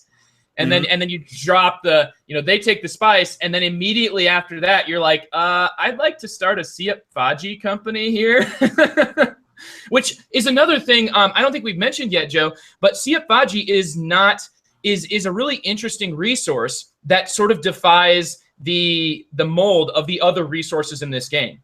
Right. So every merger must be announced between a like company. The only exception to this is in Era B, you are allowed to now form what's called Siap Faji mergers. And this is where you merge one spice company with one rice company, or multiples if your merger company's high, but typically it's going to be between a rice and a spice company. And what you're going to do is, first of all, it's really good for the rice player because everything's valued at spice, which is worth more money. So if you own the rice company, you get paid out more handsomely than the person that owns the spice company. Just saying, in case you want some strategy tips. And when that C-Up Fonji merger happens, you're going to replace all of the tokens that were the rice company and were the spice company with these little microwavable meal tokens on the board, right? Yeah. And once you do that, though, you must actually delete half of the tokens that are on the board because it's a very valuable resource to get out very early. So you basically are going to get this big one and deplete half of the tokens that are on the board. But the beautiful thing is you can actually deplete them from any place that the previous tokens own. So you can put them in the most strategic locations. Oh, yeah. Very direct in the way that you grow those and in the way that you shrink the company when making it C-Up Faji. But C-Up Faji, like all the other companies that come out in the game, are specifically tied to whatever they are. It's just that this rice and spice, the two cheapest, can become the second best, and it can become that much earlier than you'll get your oil, which won't come out until really late in the game. So you end up with a really efficient company that's gonna be making you some money, provided that you can find a way to ship it. So that's something that like that little thing, it doesn't seem like all that complex, but there's just so much depth to that, which I think is what you were basically mentioning. That's what Splotter games are. They're just this rabbit hole of deep decisions based on a fairly simple and intuitive rule set. And let's go ahead and real quick say that, maybe another fake player that might be in my game group whose name will not be mentioned, let's just call this fake person Tony, decided to there's Tony. There's no Tony. And there's definitely no Tim either. Decides to do this C-Up Fonji merger, right? So this C-Up Fonji merger actually happens, and he forms this company. Well, my rice company goes before him, and I've got an expansion level of 4, and I'm right next to a C-Up Fonji that just got downsized pretty sizably, and I'm going to go ahead and expand, and I'm going to lock your C-Up Fonji in from expanding, and now you're stuck with this size 2 C-Up Fonji company that will never grow for the rest of the game that you just spent all of your capital on. All of your capital. Not that has never happened. It's never. No. Of course not. And that to me, though, there's not just like the map here is a seemingly fairly simple map. Like you've got islands, some have connections between them, but for the most part, the islands tend to be fairly autonomous with the way that they're regional. They're not able to branch off onto other islands. And so to expand a company, you have to have a legal place to place it. And as you're mentioning here, Joe, not only is expansion, you mentioned this in the R&D, something that you can get better at just like, whenever you do actually sell all your goods, you are able to then expand your company. You start with only the ability to place 1, if I'm right? Yeah. Every round? Yeah. And then, but you can get to the point where you're placing like 2, 3, and you're just like claiming all this territory for yourself.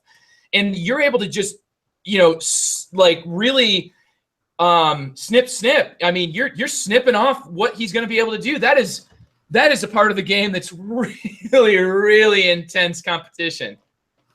I mean, I've seen it where people have literally started companies in a round not to be sold and expanded on by a separate company who literally are able to just encapsulate that company to cut its growth off immediately.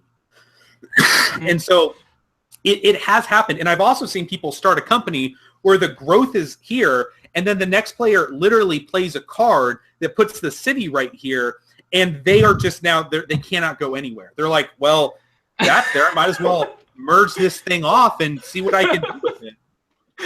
Well, Joe, it sounds like that might also happen in your 18xx games from what we were talking about before. Yeah, it can be a very vicious and brutal place. But, I mean, that's just what Indonesia gives you, is it just gives you a loose framework of economic it gives you an economic system with mergers is what it does. Yeah.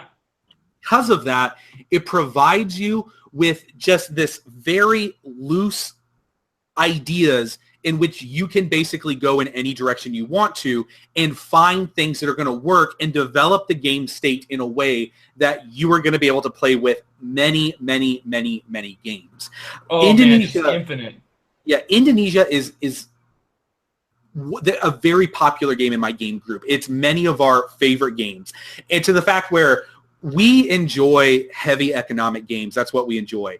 And I still remember everybody got together at my house. We usually have like a Thursday night heavy game night, and we all got together and played Indonesia, right? And we're just playing Indonesia, and it was just a great game, vicious. Everyone's, mad at each other at the end of it. It's fantastic. And Saturday, we had an 18xx day where the plan was to play 2 18xx games. Well, one went a little long, and we didn't have time to play a second one, but we wanted to play another game before we all left. So Indonesia. Well, one player was like, I have Navigador. And so he opened it, and we were going to look at the rules, and we started punching out the game and everything like that. And all of a sudden, I just looked over, and I saw Indonesia, and I said, we should just play Indonesia again. And everyone looked at each other, and they go, yeah, there's no way the game – not that Navigador isn't a good game, but there's no way that this Euro game is going to be better than another play of Indonesia. So we just put Indonesia on the table and played it again. Better's an interesting word there, but yeah, you're not going to get the same thing from Navigador that you're going to get from Indonesia. Not at all, especially since you guys were planning on an XX game.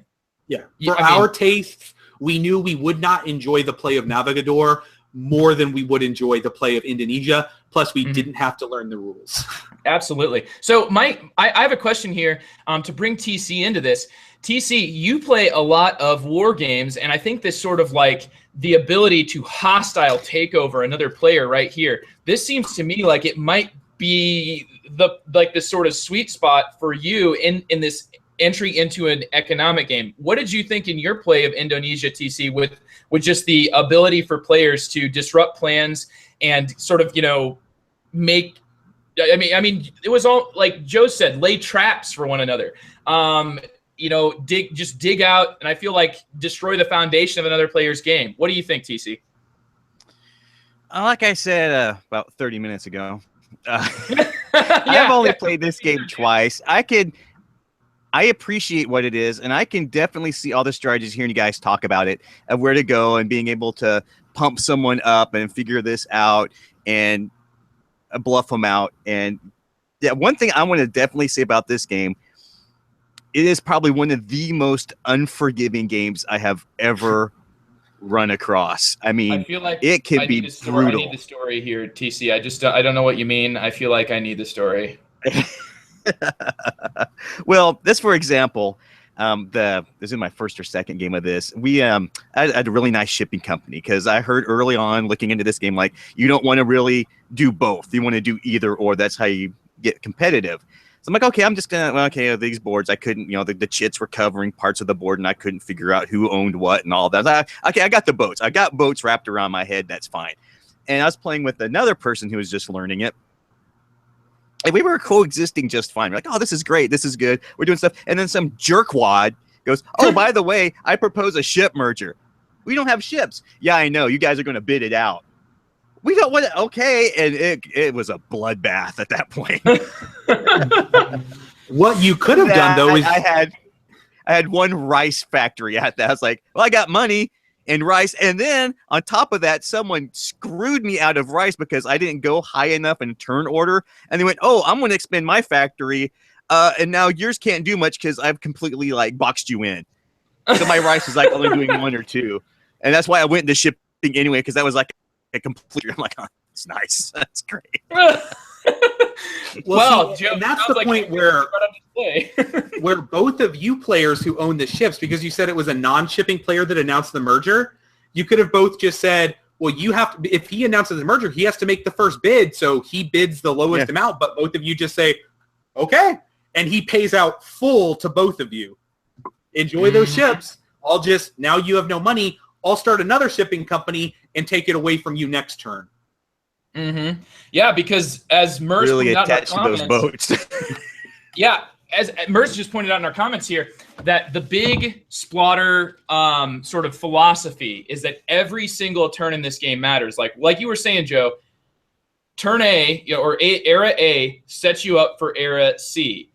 But at any point along that long, arduous, winding road, you are going to have any number of players disrupting you, especially if you're doing the right thing. Like if you are doing the right thing in Indonesia and you're just able to continue doing the right thing, you have a table full of other players that are not giving you what is expected from this game system. Would you agree with that statement, Joe? I would definitely say that that is true. If you do not find yourself hitting the table at least, or at least wanting to hit the table at least one time in a play of Indonesia, you're probably playing with people that are not playing the game to its fullest potential. Mm-hmm. Yeah, and that's precisely what where I come from. What you said, Joe, when you mentioned that this is like that 18xx experience as close as you can possibly get it without being 18xx. I mean, there's like here, instead of it being like a route building where you're tracing lines between dots and cities, and then you can kind of cut those off to players, here you've got sort of like these territories that are almost like themselves like just stations that develop and cause more and more good production, but you can cut those off. It's just that everybody's growing. So instead of it being like in an 18xx game, you are all growing the map, and you sort of almost like attach a little token on it, and it sections off parts of the map. Like, oh man, I just built that piece of track, and now you tokened it, and I can't even go there anymore. And that happens in an 18xx game. Here, you've got that same sort of ability to cut other players off. It's just that you are like sort of little microorganisms that are trying to divide and multiply. And to do that, you have to sell all your goods. You have to go out, and you have to have kind of like scoped out the territory and seen what other players are there. You have to understand what companies are going to be able to be started. And so to me, it's like all these aspects that are there that are in it, just focus in, it's a much more focused growth of a company, and the ability to curtain people off and create like barriers to their growth and expansion seems to me like when that happens, it's like, dude, you just got hustled. And thus lies the beauty of the game. Yeah, I mean, we have spent a lot of time talking about Indonesia and just kind of going through all of its in and out. Was there any particular points that you guys really wanted to hit on that you guys maybe had for Indonesia? Yeah, I think I had one more. Just speaking of the mechanisms of the game before we get into maybe some more auxiliary things. So the way that shipping works in this game, like there's really not a limit to how many players can have or how many different shipping companies can be present in a space, right? True. Like that to me is what's really different about this game. Like it like the shipping aspect of this game is very much like you have to grow from wherever the ship starts. So I mean, you've got to like your shipping companies grow kind of like your actual factories and things grow, right? But the spots on this board, like the shipping spots on this board, are fairly large spots, and some of them are really like big gerrymandered spots. What do you think what do you think was the intention of the design of these sea areas? Because the continents seem pretty clearly divided up the way that the Indonesian continents are divided, and the little regions, tend to be just they're all about the same size. I would say. I mean, I'm no expert in Indonesia, but the sea regions, to me, the fact that they're pretty big and some of them connect multiple regions together. What do you think that does to the game, Joe? I believe that's just kind of one of those things where the Splotter guys are really able to shine, is they're able to look at this map and say, okay, we don't want any area to not be able to be moved more than this many X amount of spaces away from where a city can start, if that makes sense. You know what I mean? Okay, this spot's way up here, but okay, a perfect example, Komet. Yeah, I was just gonna say that. No matter where you're at in Komet, you are in no spot further away, no matter what your starting location is, because of the way they shaped this analogous board. Yeah. you are as equally close to every player at the start of the game than any other player. So there's no, oh, well, this player's going to attack this player and this player's going to attack this player, which happens in a lot of games like that. But they built the board of Komet in such a way to say everything's free game from the beginning. And in Indonesia, I think that applies to say that this company is going to start way up here, but even though it might seem way off the board, it is equally as many ocean jumping spots than this spot that's right next to it. Because the spots are really tiny, whereas this big ocean goes around this way and then connects into that little spot, and they kind of coalesce together. And so I kind of think that was their engineering in the game design of at least putting things in different places is where all the cities can start, and that where every company will start. So we are going to make the ocean spots able to at least touch an equal opportunity number of those things depending on how the game progresses. So in this game, maybe this spice company is way more valuable than in the next game, but it had the equal amount of opportunity to be as valuable. Absolutely. That's a really great description of what I was hoping to ask you about in that board. That absolutely makes sense. Do you have anything there, TC? Anything about Indonesia you'd like to ask about? No, I just enjoy listening to you guys talk about it. It's fascinating. One of the ways I get better at games is just to listen to other people talk about it. So it's been very informative. If you haven't noticed, I have been taking notes. Because I will tell you right now, Indonesia and Splotter games in general are some of the most divisive games I have ever run across. You either have people who really, really like it or people who will never touch it again and rather set themselves on fire than play them again. And there is little to no middle ground on these games. No, I'm playing this games with people like Mr. Wiggins, and I'm just, if I survive the game with money, I call that a victory in a company, right? Well, I'm good. I've got it. I'm learning something from it. So each progressive game I'm playing, I'm learning something. Now the question becomes, for listening to this podcast and maybe haven't played Indonesia, the question becomes, do you want to invest in it? Mm-hmm. And that's the crux of this game for me is there enough going on in here to invest the time to really enjoy it to its full potential? Because there's a lot of hurdles in this game that we haven't even discussed yet. Well, that's a really good question for Joe. I think what we've kind of established so far is that this game is going for your 18, like the same sort of economic decisions you might get from an 18xx game, but it does things in a much more, I would say, I don't want to use the word streamlined because Andy is literally going to kill me the next time he sees me if I say that. But what we've got here is we've got systems that I feel like were just custom built to give you the same sort of depth of decision, and in some ways, in my opinion, increase the depth but still keeping things into this very concentrated and trackable and manageable system. Like, just to give you an example of how this would compare to what we're talking about with 18xx, when you're doing your goods, every good what it's worth, and you just got to figure out how far to ship it. And you've got to be able to trace a line, but you're always like all the ships that are there, putting $5 on every ship, you're usually getting like a very solid, easy to track amount of money into your treasury. And that's as much as I'm going to say about this, Joe, because you're really like, this is the question for you here. So is there enough game in Indonesia for its hurdles? And maybe we can get into what those hurdles are. But first, how would you respond to what TC just said? So I guess and we can keep talking about this, but I guess this would be a good time to kind of give my kind of final thoughts and then one more story that could tell people if this is the game for them. Okay. Indonesia, like I said, is a just deep, rich, amazing experience. It is an economic framework in which you can really discover entirely new ways to play and see new things every time you come to the table with it. But I will say, this is definitely a game that is best suited for a group of players that enjoys this style of game and is willing to put in the time to put this game on the table enough to see that game open up.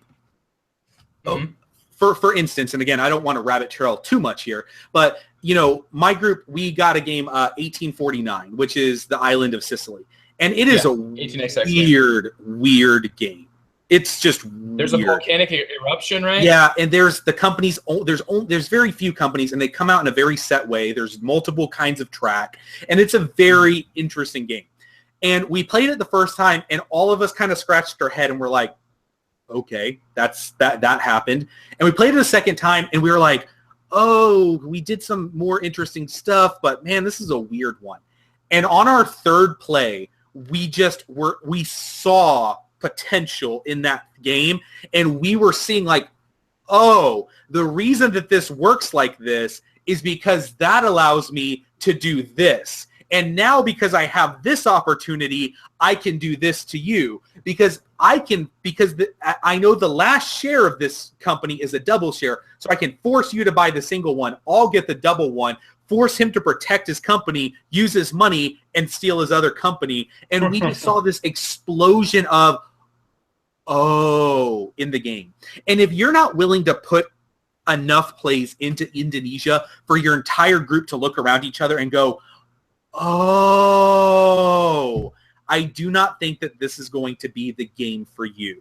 This is a game that is rewarded with multiple plays. And I'm not a great player at Indonesia.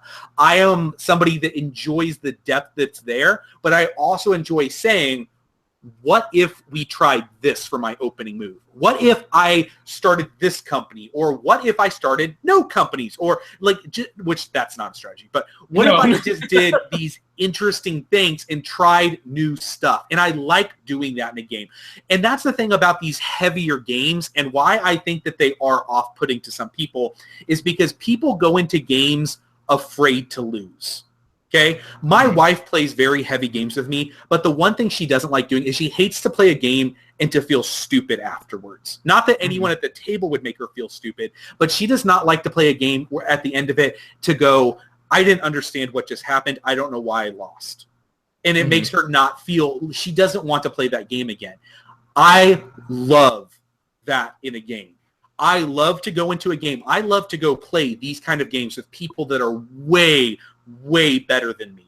And I love to go in there and I love to play these games and get my teeth kicked in because I love to see how the game develops and what kind of assets can come out of it. What kind of depth is there to mine in these games? And that is the type of group that is going to definitely like the type of game play that Indonesia offers. So I just want to end it real quick with one story. And this is how I won my second play of Indonesia and when I decided that Indonesia was my favorite game of all time.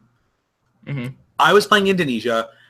I was literally just working my way through it. I could relate exactly to how TC was saying earlier, like, oh, this is cool. Okay, I start this and I can do this. And okay, so if I do, okay, I get it. And I'm playing the game, figuring all of this stuff out, wrapping my mind around it. And then all of a sudden, all of my companies got ripped away from me. And I was spending all of this money to try to protect this one company because I thought it was valuable, and then I couldn't afford it, and it got taken away, and then somebody else came in and took this other company, and I spent way too much money protecting it, and I'm sitting here like, what just happened? I have no idea what just happened. And in that exact same game, I started up 2 shipping companies, and through different states of the game, I was actually able to take those 2 little shipping companies and merge it at the right times when other players could not react to it in the proper way. And at going into Era C, I owned every boat that was on the board and every boat that was in the game. I was the shipping king. Everybody that shipped paid me directly. Every time a good got shipped, it was all going right into my pocket. And I rode that wave all the way to the end of the game and finished literally like $1,000. No pun intended. Yeah, $1,000 ahead of everyone. And I sat there, not quite understanding how I did it, but seeing different opportunities that presented themselves in the game. And I got done with that game, and I said to myself, I said, this is my favorite game. This is my favorite game. And if you can relate to something like that, where you can enjoy aspects of a game in that way, this could very possibly be your new favorite game as well. Absolutely. The sentiment that every time a door is closed for you in Indonesia, just the amount of control and interaction the system allows means that there is a door open somewhere for you to be able to play around with and see if, like you said, like just walk through it, see if it's going to be, you know, the thing that you ride that wave to the $1,000 plus. I mean, that's a huge cash difference at the end of that game. But that just really blows me away. And I think one thing has been established in our comments. If you guys take a look here at the comments section here, he said that Sicily is poor for your 1849 comment, Joe. So, and that's what I've heard. Like that game is just really like you're cash strapped. Feel like you can't do anything. A really good person in the 18xx community that has definitely a very interesting character is JC Clearclaw. I'm sure you're familiar with that personality. Very interesting. If you ever, I think that he's an AI. I'm pretty convinced he's an AI somewhere. You should find, there is good times reading his description comments of games on BGG, and I believe that he said in Sicily that the island of Sicily is poor. There is not much money to be made, and finding it is like finding hen's teeth. And I find that his descriptors of 18xx games are very much colorful and very much accurate. Yeah. Well, I just want to chime in that a guy said I played Indonesia 3 times versus 30 for Food Chain, blah blah blah blah blah, and with 3 games under the belt, it's not enough to understand its depth, and that is completely true. I mean, this is a game you've got to, like I said, it's an investment. You have to decide if it's your style of game, if it's something you enjoy, and I would also recommend finding a group of people to explore it at the same level, so your skill level, you know, like I don't mind playing a game like Mr. Wiggins. I don't mind playing a game and getting punched in the stomach. The stronger I get punched in the stomach, the more I want to go back to a game. It's that simple. I mean, also, the more that you tell TC this is a bad game, you don't want to play it. So let's Joe here, wink, wink. This one's really bad, TC. You should stay totally away from it. And now the next time we talk to TC, he'll have played it like 24 times. Like 300 times, yeah. But yeah, it does require multiple plays, and you have to be committed to it, and you got to find a group to do that. And that's really difficult for some people. A lot of people can't get a game like that with a group of people and play it over and over. You know, it's just unfortunate. I mean, and people have different tastes, because like when you were Mr. Wiggins, I gotta do that because I don't want to get the Joes mixed up. Sorry, Mr. Wiggins. Like when you're saying like this is if you like it's compared to, it's simple. If you like the heavy economic games, and but that's kind of like, from my standpoint, me telling you, hey, I really like card-driven war games, and Twilight Struggle isn't nearly as complicated as those other heavy card-driven war games, so this should be easier for you. But I've played Twilight Struggle so many times, I know that game inside and out, and there is no way in that game you're going to compete with me on any level whatsoever. But if you get a group of people to get in on this game at the base level and start building it up, and then what's really neat is when you collectively have those aha moments and see things click, or see someone going, he just took the shipping and rode this game to victory. Holy crap, how did that happen? Those moments define games for people and make you want to play it more. Oh yeah, absolutely.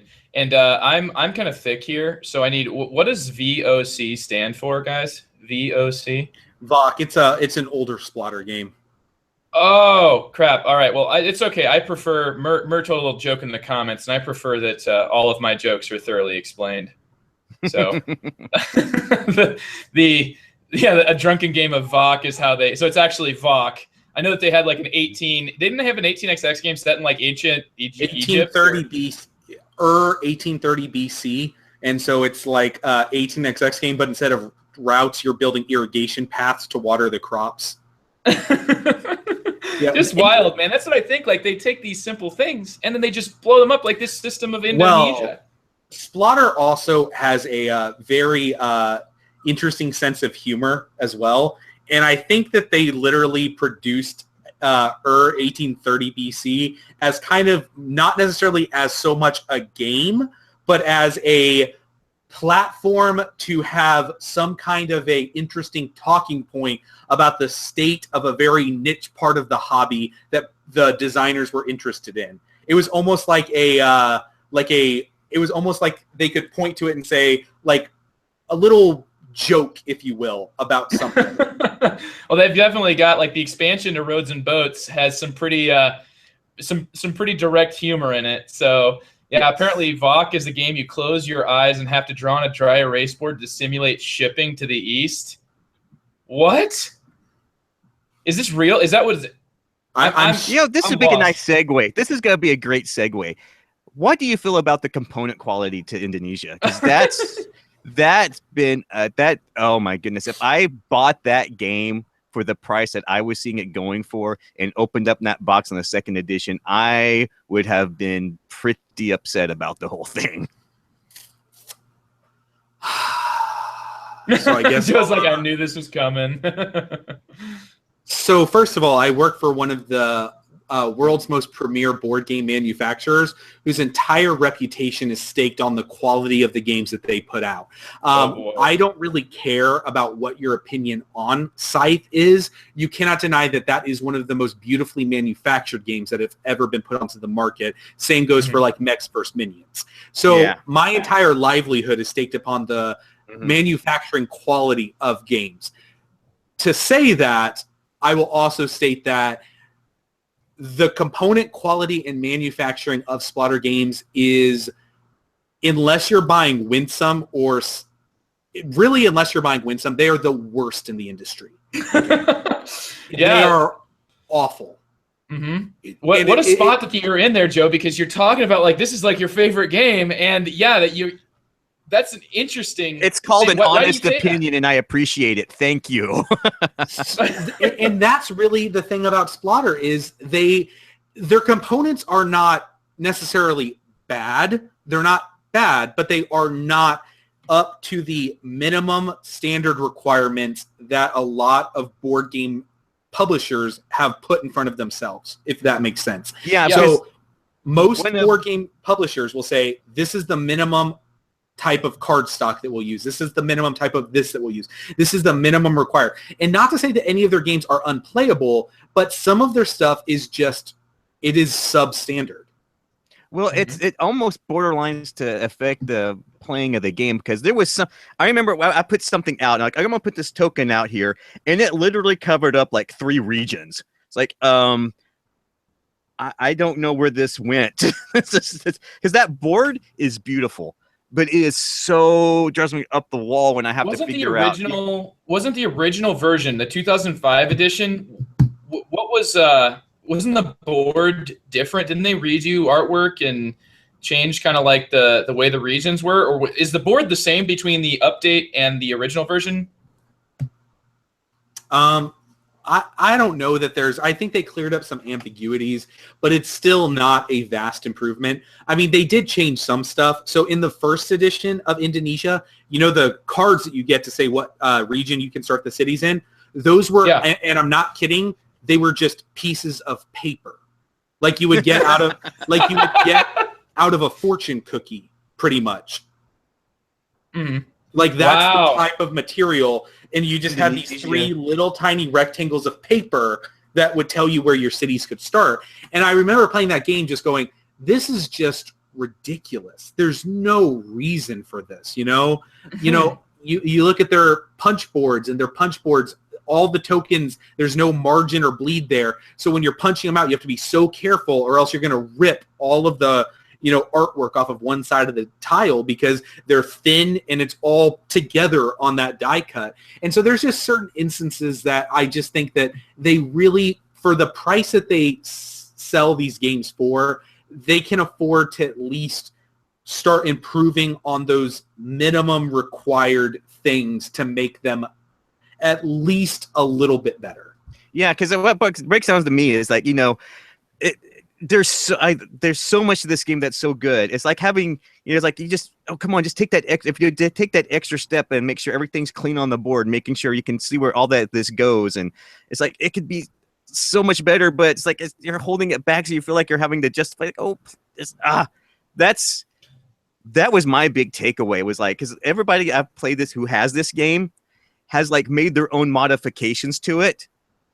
Yeah, to make it play better. Comment says he got a kit for it. So there's a spiel material kit for Indonesia, and I think that says he said it cleared up quite a bit. Do you play with just the base game of Indonesia, Joe, or have you made upgrades yourself? I mean, we use poker chips, not money, but that's about all that we've ever needed to do as far as that goes. I don't feel that the wooden tokens mean anything to our group because we just use we prefer to use the chits instead because you can flip them over and know that company's been, that good has been shipped. I think it's a little easier for reference on what you're doing.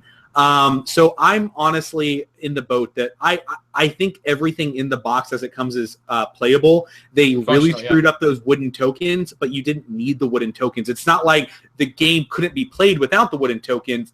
The chits were also in the box. The wooden components were an upgrade that they added to the box, but they are basically rendered unusable. But the good thing is they added all that wood, but the price of the game was the same as it was from the first edition. So it didn't change. And what you're speaking of is there was a mistake in the production. For those of you that have not seen it, the recent version of Indonesia came with wooden tokens to replace some chits in the original version, but these wooden tokens, because of a typographical error, accidentally ended up being 10 times like the size that they were supposed to be, right? So instead of being like a 1 centimeter, it was, and it wasn't quite that bad. It would have been like a ½ centimeter, and instead of that, it's like, a multi-centimeter thing. It's supposed to be a little tiny chip, but instead they are so large that when placed on the board, they obstruct views. And I think you mentioned that, TC, actually affecting your ability to parse what's on the game board.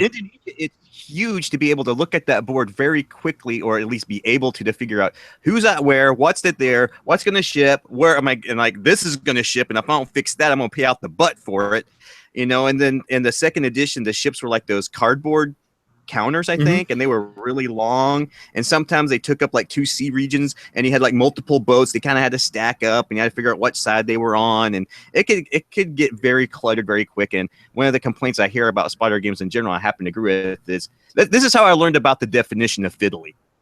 Just fiddly. I was like, what the heck are you talking about? I looked up, I was like, oh, okay, that makes a certain degree of sense now. I think that with Roads and Boats, you could, like the way that there's a lot of the game that you've got to like put little tiny, like you almost need come on, TC, you can't say fiddly. You're a war gamer. Shame on you. Absolutely not. No, I'm not going to allow that because you war gamers, you got your tweezers. You got your tweezers and your chits, and you're putting things on boards with tweezers. Like I played Twilight Struggle at Origins like 3 years ago, and the guy that I was playing with was a wargamer, and he just happened to have an extra set of tweezers just in case, and he handed it to me, and I was like, I don't ever use these in any of my games. Yeah, but I've also played people who like those games that like I played a Empire of the Suns game that was like the size of a pool table, and the chits were humongous, and it was really awesome. So you don't play on a small map. You don't have to have. It's just like you just increase the size of everything. But yeah, that's beside the point. I mean, that's just a small. I will say though, I kind of have a canned response when people talk about the fiddliness in an 18xx or a Splotter game or something like that. I kind of, because people say it to me all the time. I kind of I hear you. Yeah, I've had to come up with basically my canned response to that is, what is it? I enjoy heavy games, and some games you cannot get the weight or heaviness or depth required without the fiddliness, rules overhead, unnaturally long setup times, whatever it may be, clunkiness to the game, those rough edges. You cannot accomplish the weight of game that they're trying to achieve without some of that being parsed, in the way. And so like Roads and Boats, there could not be a better system to do Roads and Boats in the way that Roads and Boats is done to provide that playing experience, because that is an extremely fiddly game, but you can't get the type of game that Roads and Boats is without that fiddliness. There's no other way to do it unless you make it an app. Well, I think that's automation through electronic is the only way. Yeah. So if you're wanting to play it as a physical game, it needs that kind of fiddliness to play the way that they want it to. Yeah, absolutely. Here's what I think, Joe. To continue to off of what you just said, if there was 5 other companies that are doing what Splotter is doing right now, then we could start saying, well, I'm not going to get this game because it has these component problems.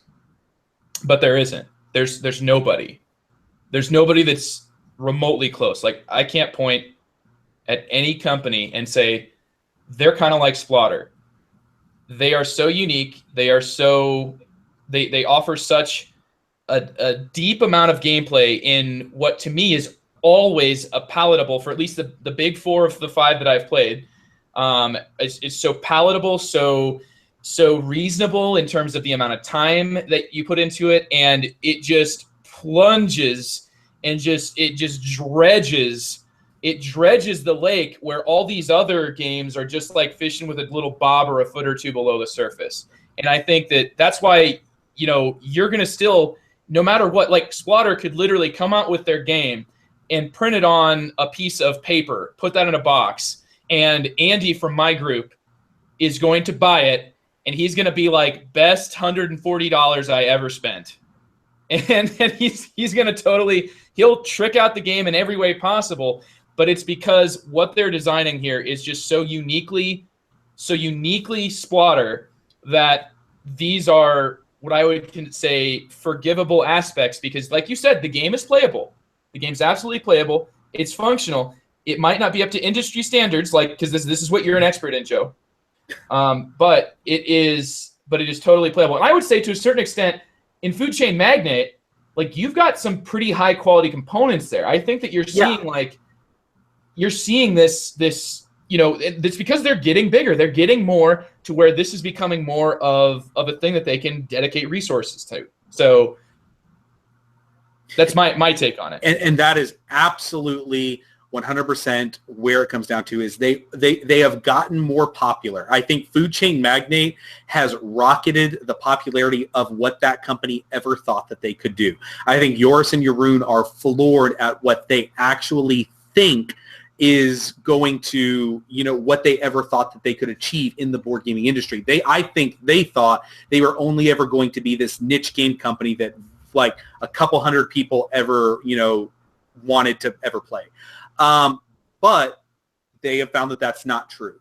And thusly I think that they are in a completely new depth, a completely new market, and they are learning on the fly, on the spot, what's going on. If you look at the improvements that they've made to Antiquity, it's almost funny because on the website, they're adding all the wooden components instead of the fiddly chits to Antiquity, and they even have in parentheses, this will be the right size. Yeah. They're just like, God. Well, you've got it. Well, the thing is, it wasn't, that it's not intentional. It's not something they wanted to happen, right? It's right. They're learning, it's just the way it is. It's a mistake that unfortunately got repeated like 1,000 or 2,000 times, because that was how many was in the print run. So it's just unfortunate clerical error. And just to say, if they went with a manufacturing company that had the right kind of quality control in place, that stuff would be caught well before it got into mass production. Just saying, no. Give me a call. You hear that, Joris and Jeroen? You hear that? That's we got a guy here for you. I got a line. No, I understand where you're coming from, Joe. Yes. It is interesting to see the hobby from that, be able to view the hobby from that angle and go, okay, I see what happened there. How, Mm-hmm. Yeah, and I think that you've got first of all, yes, they're remaking Antiquity in our comments below. That's been something that we talked about at the beginning of our episode, and I think that people are very excited for that. Where would you put? So you've got. Just really quick, Joe, because we're going to make more Longview episodes about the other Splotter games. We're going to give them their due. Obviously, you enjoy Indonesia. What was that? You got my number, by the way. Oh, yeah. We'll be able to hear quite a bit. I think, Joe, this might not be the first time you're on the Longview. It might not be long before people hear from you again. But the question I had is, where would you just really quickly order all of those big 5? You got Indonesia. Indonesia is very, very high for me. Roads and Boats is a top 5 game. So in my top 10 games of all time, Roads and Boats is up there. It is in my top 5. I would say after that, I'm going to go Food Chain Magnate and very close The Great Zimbabwe. Those would probably fall outside of my top 10. I enjoy them thoroughly, but they are both games that I would say it just depends on the last one I played, which one I like more. And I would say Antiquity is my least favorite of them, but with 2 caveats. I've played it the least, and also it is also a game that doesn't quite appeal to my sensibilities as a gamer in the way that it is a very solitaire experience for quite a bit of it, but I would still rank it very highly overall in my list of all games I've ever played. Thank you very much for that. That makes quite a bit of sense to me, and it makes me wonder whether or not, I know that our preferences aren't going to line up exactly, but what you've said about Antiquity gets me pretty excited to give it a shot. And especially if I think in Antiquity, the big thing is like you're trying to manage like just waste, like tons and tons of waste, right? It's just.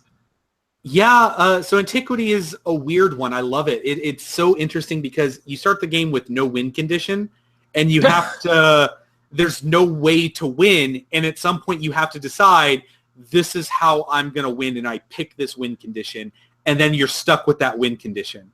That's almost like a PAX Renaissance or a PAX like where you, but I mean, it's obviously a very different system, but that's quite interesting that you get a chance to play for a while before you choose which of several win conditions, huh? Yeah, it is very much a very interesting game, all about managing not only your waste, but the dead bodies and where you can bury them inside of your city. All right, well, we'll save that one for our actual episode on Antiquity, which I'm sure that of these big 5, you're going to be hearing quite a bit of those in the future from the long view.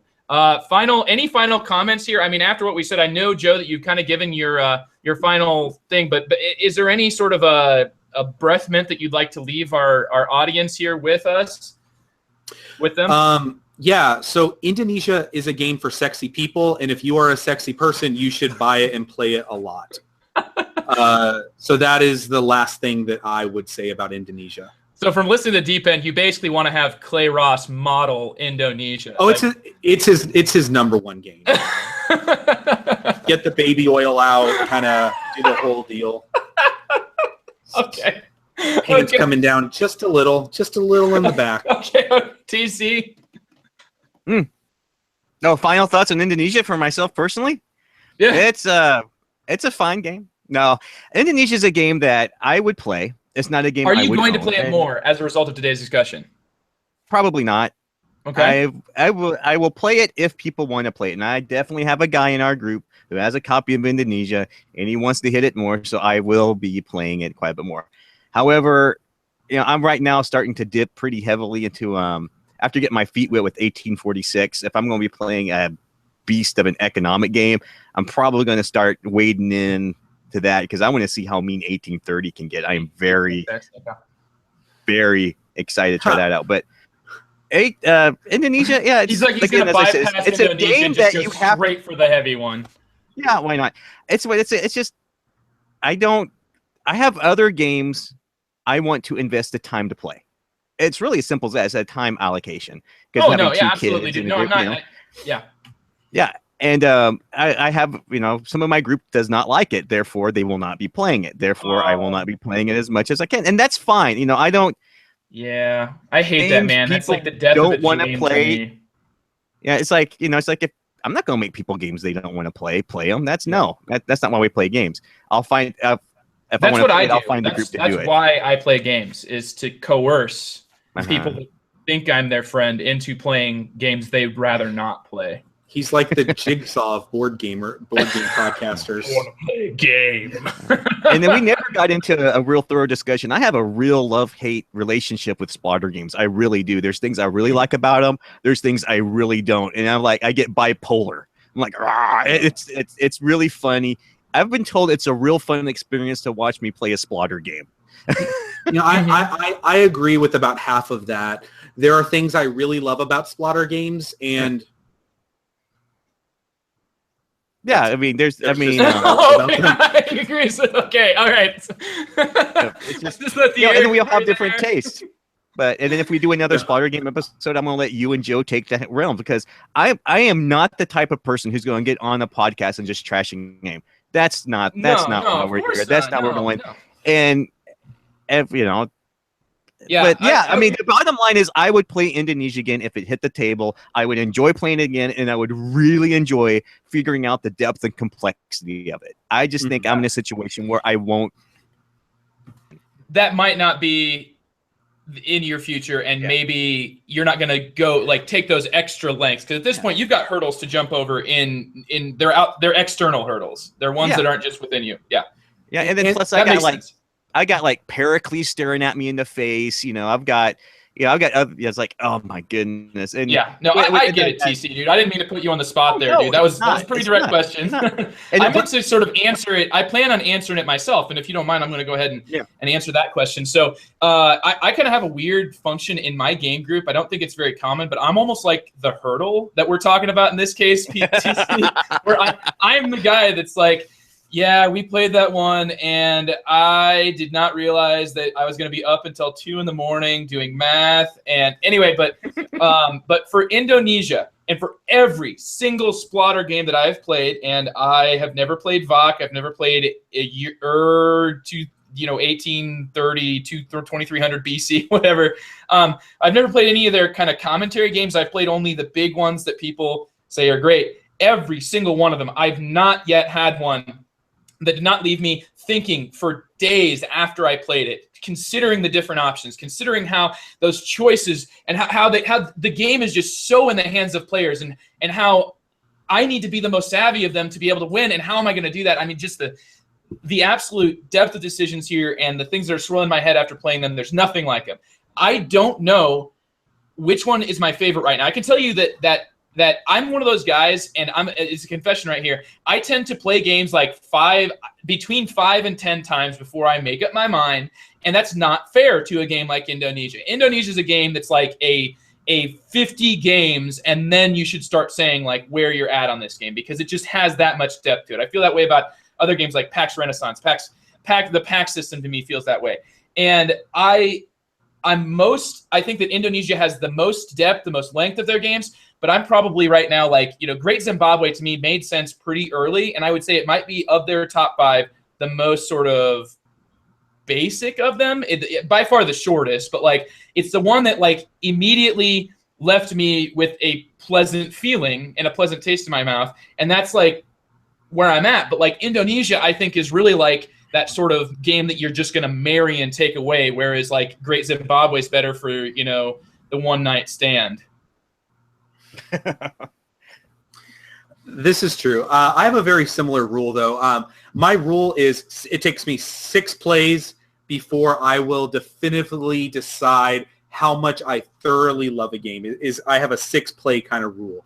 But I'm also in the same boat as UTC. At this point, if I'm going to pull a game off the shelf and I had my druthers, I'm pulling off an 18xx game. Mm-hmm. Because that's where I would rather spend my time. In general, if I had my druthers, that's where I would rather spend my time at this point. So it's definitely something where, it just kind of goes, but. Mm-hmm. Yeah, absolutely. Especially in terms of a heavy economic game, I just think I want to invest my time in that way, because I just keep hearing over and over I need to, and then the more I kind of dip my toe into the water, I'm like, ooh, I kind of like this. Because in 1846, I had some serious complaints about 1846, but after talking to people about it and telling them the problems I had, they were like, okay, here's your problem, TC. You need to take off the training wheels and go over here. Because all the those are safety nets that are gone that you really want to dig into in this direction. So I'm like, okay, I've dipped my toe in. I like it. I'm jumping off the high dive into the 30-foot deep end, man. And it's going to be a spectacular splash. Yeah. Well, I think that's a perfect way. That spectacular splash is a high note for us to end this episode of Indonesia on the Longview podcast. Joe, it was excellent. I want to call you Joe Wiggins just because I'm Joe, but Joe, it was excellent having you on here, man. You gave this game an absolute a hero's welcome onto the Longview podcast and the welcome it deserved. And I really appreciate you agreeing to do this episode. Hey, no problem. I really enjoyed it. I'd love to, hang out. And if you guys ever need like a third chair on a future game that is a game that I would really love, and I think that would be something that would be awesome to, kind of get into and, be there for you guys. So I really that you're at the top of our list right now for a handful of games, Joe. You know that we've even talked about some of them for the people that listen to this YouTube video. Once it posts, you'll actually be able to watch the uncut, unedited YouTube version for people who like that. TC is going to put together a professional I'm going to take out all the mentioning comments. I'm going to try to scrunch this into the shortest time frame as possible. We'll see what happens. It'll be fine. TC is going to master a MP3 version, but at the start of this, anybody who listens to that start is going to hear just some of the games, like Arc, right? There's many that we'll look forward in the future, and we're not done with this episode yet. We're just going to move on from Indonesia. Cool, guys? Yep, that sounds good. I'm cool. Go rock and roll. I got time.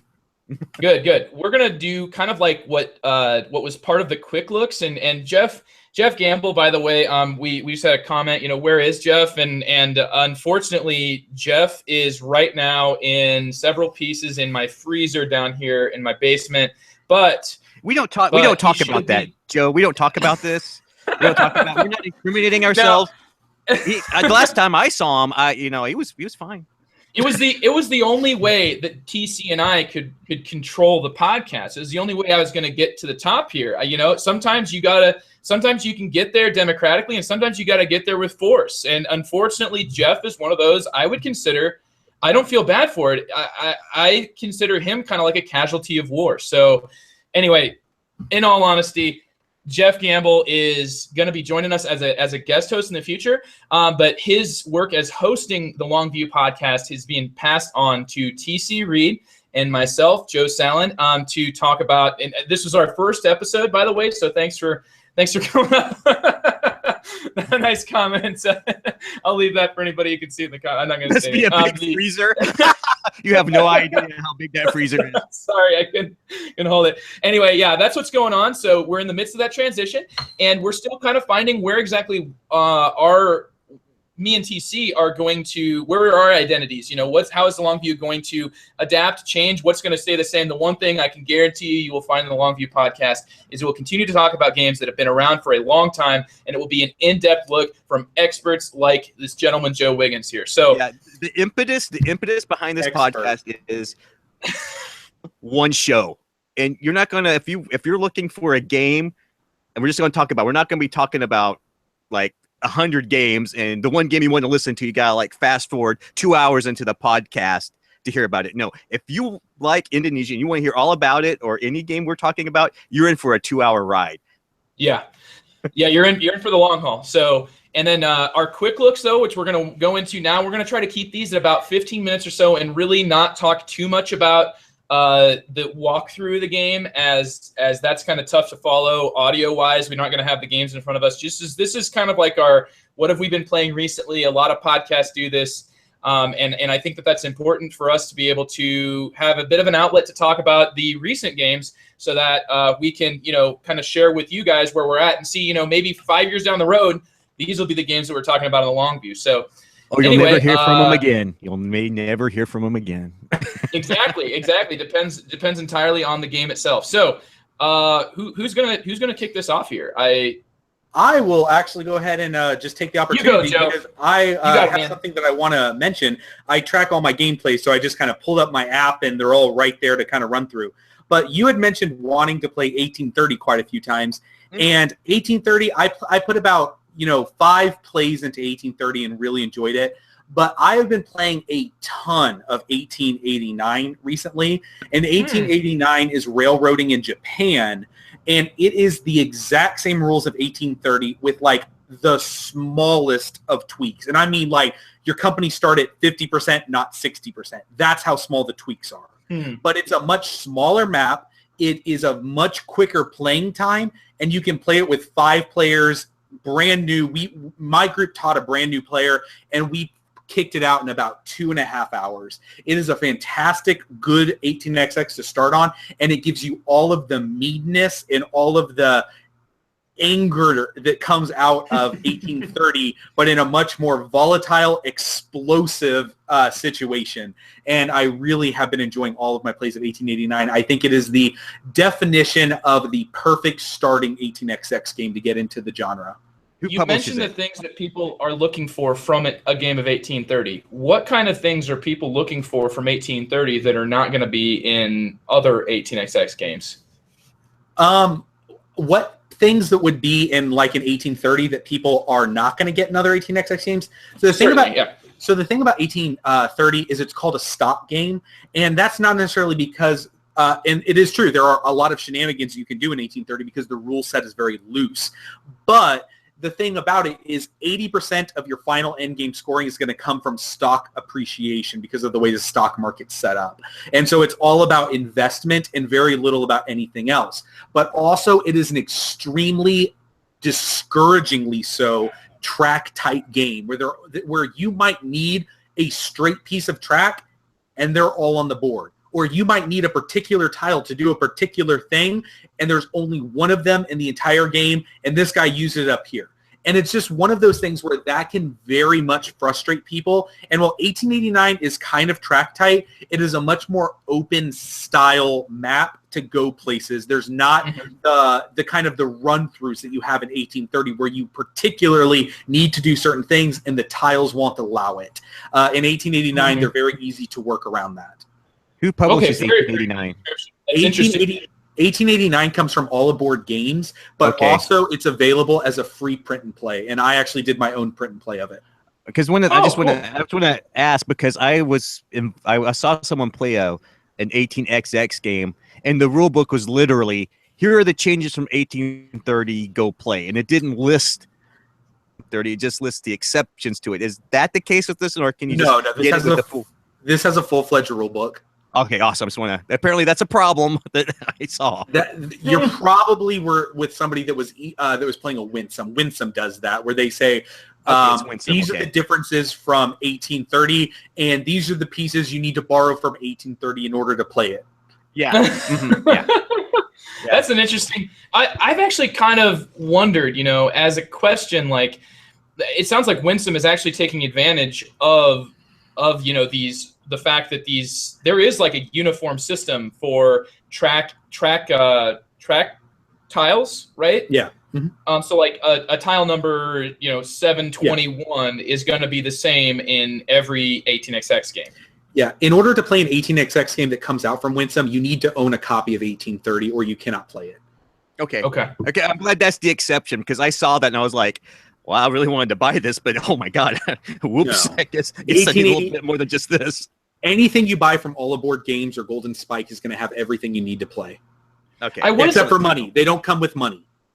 Okay. Yeah. Well, and that's something that actually one of the designers, and I think a friend of yours also, Joe, Ray Chandler, who's designing an 18xx themed like a stock game, but you're running companies that are not trains. Anyway, he was putting out, like a feeler survey. If this game doesn't come with money in it, because the difference literally in production costs is like $10. Like this game is going to cost you $10 more if it comes with a stack of printed money. Is it okay to release a game? And it sounds like with Winsome, like their entire audience and crowd is like totally cool with putting together games based on their other ones. We're going to be here for another hour if we start talking about Winsome. So, okay. Yeah. Well, just be aware that's what you get by Winsome. Yeah. Here's the one thing I did want to say. I don't want to talk an hour, obviously, but like I kind of like the idea of going from one 18xx game and being able to use a lot of these 18xx players have a really hard time. Like we're going to have Tony from the Dual Gauge podcast and originally of Heavy Cardboard. He's going to join us for a talk about an 18xx game. And I was like, I want you to choose one 18xx game and I want you to do a long view of it. And he was like, all right, well, here's a list of 7 of them. Which one would you like me to do? And I'm like, dude, you choose this. This is you come in and tell me about your favorite game. And he's like, well, this is why I like this game. This is why I like this game. This is why I like this game. And when I see, these different facets, it makes me think, like the connecting thread is so present in 18xx games that it's tough for even it's tough for the fans of the genre to totally divorce one game from another, to the point where I think, like reusing pieces from one game to and just is to me kind of an attractive way to continue to get play out of a game that I maybe already own. Yeah, and that's the thing, is the differences between 1830 and every other game are called MacGuffins. So a MacGuffin is how does this one differ from 1830 and in what way? And so that's a MacGuffin. And so a game might have 30 MacGuffins, and that's just an 18xx terminology thing. But it's one of those things where people that play 18xx, like I said, in our group, there's like 3 of us that are hardcore every time. And we can sit down at a new game and one person learned it and all the other players go, what's the MacGuffins? And they can say what the MacGuffins are and we're up and running. Yeah. They become 10-minute teaches. Because Mr. you just got these things to stick by. What are you saying, TC? I was going to say, if you want to see another game where components carry over from another to infinity, you've obviously never even looked at ASL. Oh yeah, those are all little tiny mini expansions, though, right? I mean, wow. I think that all. I've seen people's ASL collections, and it's pretty impressive. Mm-hmm. You know what? Well, one to mention. I don't want to, step on toes or anything like that, but it might be fun because I listened to the 18xx Longview episode many, it was many years ago that was put out. It was 2012. It was like one of their first 10 episodes, I believe. Exactly. And they had some guys 18OE. Yes, they did do 18OE with a friend of mine. But then they did, they spent a lot of time talking about 46 and then 30, 56, and 70, which are like very old titles. It might be fun to revamp the 18xx episode to a new generation. And I mean, if you had like me, Andy, and Tony on here, just get like into a big just pit, like stockroom floor trading conversation going about 18xx, that would be a lot of fun. There's definitely going to be more 18xx. That was one of the things specifically requested in when we did the survey for how to transition the Longview between Jeff and TC and I. And I think that TC especially, you are really like just about at the top of the roller coaster where you're going to be. Yeah, in 18xx. I am. Yeah, I have. Yeah, I'm going to be the guy going, what? Huh? So Mr. Wiggins, let me tell you about my 1846 experience. A lot of this stuff is going edited out, but here's my 1846 experience. Oh, box from GMT comes in. My wife opens it up. I was like, oh, cool. You got a new GMT war game called 1846. What's this? I'm like, it's not a war game. This is an 18xx game. Oh. I like threw my whole group into this. I just pushed them all off. Whee! So yeah, I'm gonna be the newbie on the block here on this stuff. Yeah. Somebody mentioned in the comments a request for 1817. I have to tell you, I have never played 1817, and I don't even know if Andy. Have you guys gotten it played? Because Joe, you sometimes will play with Andy. Have you guys played 1817? I have played 1817. We tried to do it online, and it's not a very good system to play online just because there's so many auctions. It could turn into like a 4-month affair. But I have actually gotten to play of 1817. I actually drove 2.5 hours to a different group, to an extremely hardcore 18xx group in Columbus, just so I could get the game played. And it was spectacular. Well, that's what's been suggested in our comments. And actually, that was the one that I really tried to sort of I pulled all the strings that I could, getting Tony on the podcast. And I just think it's awesome that Tony Fryer, dual gauge, like 18xx all the way, all the time. And I was like, 1817? This is the one that I've heard does the most tricks and stuff. And that might, Joe, potentially be one that we can hopefully get you and maybe Andy can get it played, and maybe we could get Tony as well, and Tony from your group, and potential thing. But at this point, there's no 1817 plans for the Longview. If that's what you're looking for, then I need somebody to help. I need some help with that. So, right? Or maybe TC will be like, I'll get 1817 now. And maybe your wife can be like, oh, this is the 5-year aftermath of the War of 1812. It only costs $300. 1830. Just 300 Oh, bucks. yeah, I would have the game. I would be out my laptop with this outside with the game, cold. With all your clothes thrown out there too. I don't even think I'd have that. I picked it up a couple of weeks ago, and it's expensive. Yeah, it looks like it, man. So thank you, Joe, for telling us about 1889. If you're interested in getting into the 18xx genre, that sounds like your recommendation of a starting point. Yeah, I would definitely. That would be my starting game to play with people. Do you still play it in your group? You play a lot of 18xx games. You said that you're almost exclusively 18xx. Is 1889 hitting the table consistently, or is it just like, well, we've got a new player, we got to play it? I've played it 6-7 times this year. I enjoy it. It's very fun. It's just as good for experienced players as it is for new players, which is why it makes it a good game. There are starting 18xx games like 1800 and Steam Over Holland and Poseidon, and I won't touch those. I don't care about those. I will start people on 1889 because it's good for them and it's good for us. And like 18 Alabama, right, is one that they always point to, 18 AL. Yeah, 18 AL, FL, stuff like that. Those are all considered like really basic beginner games.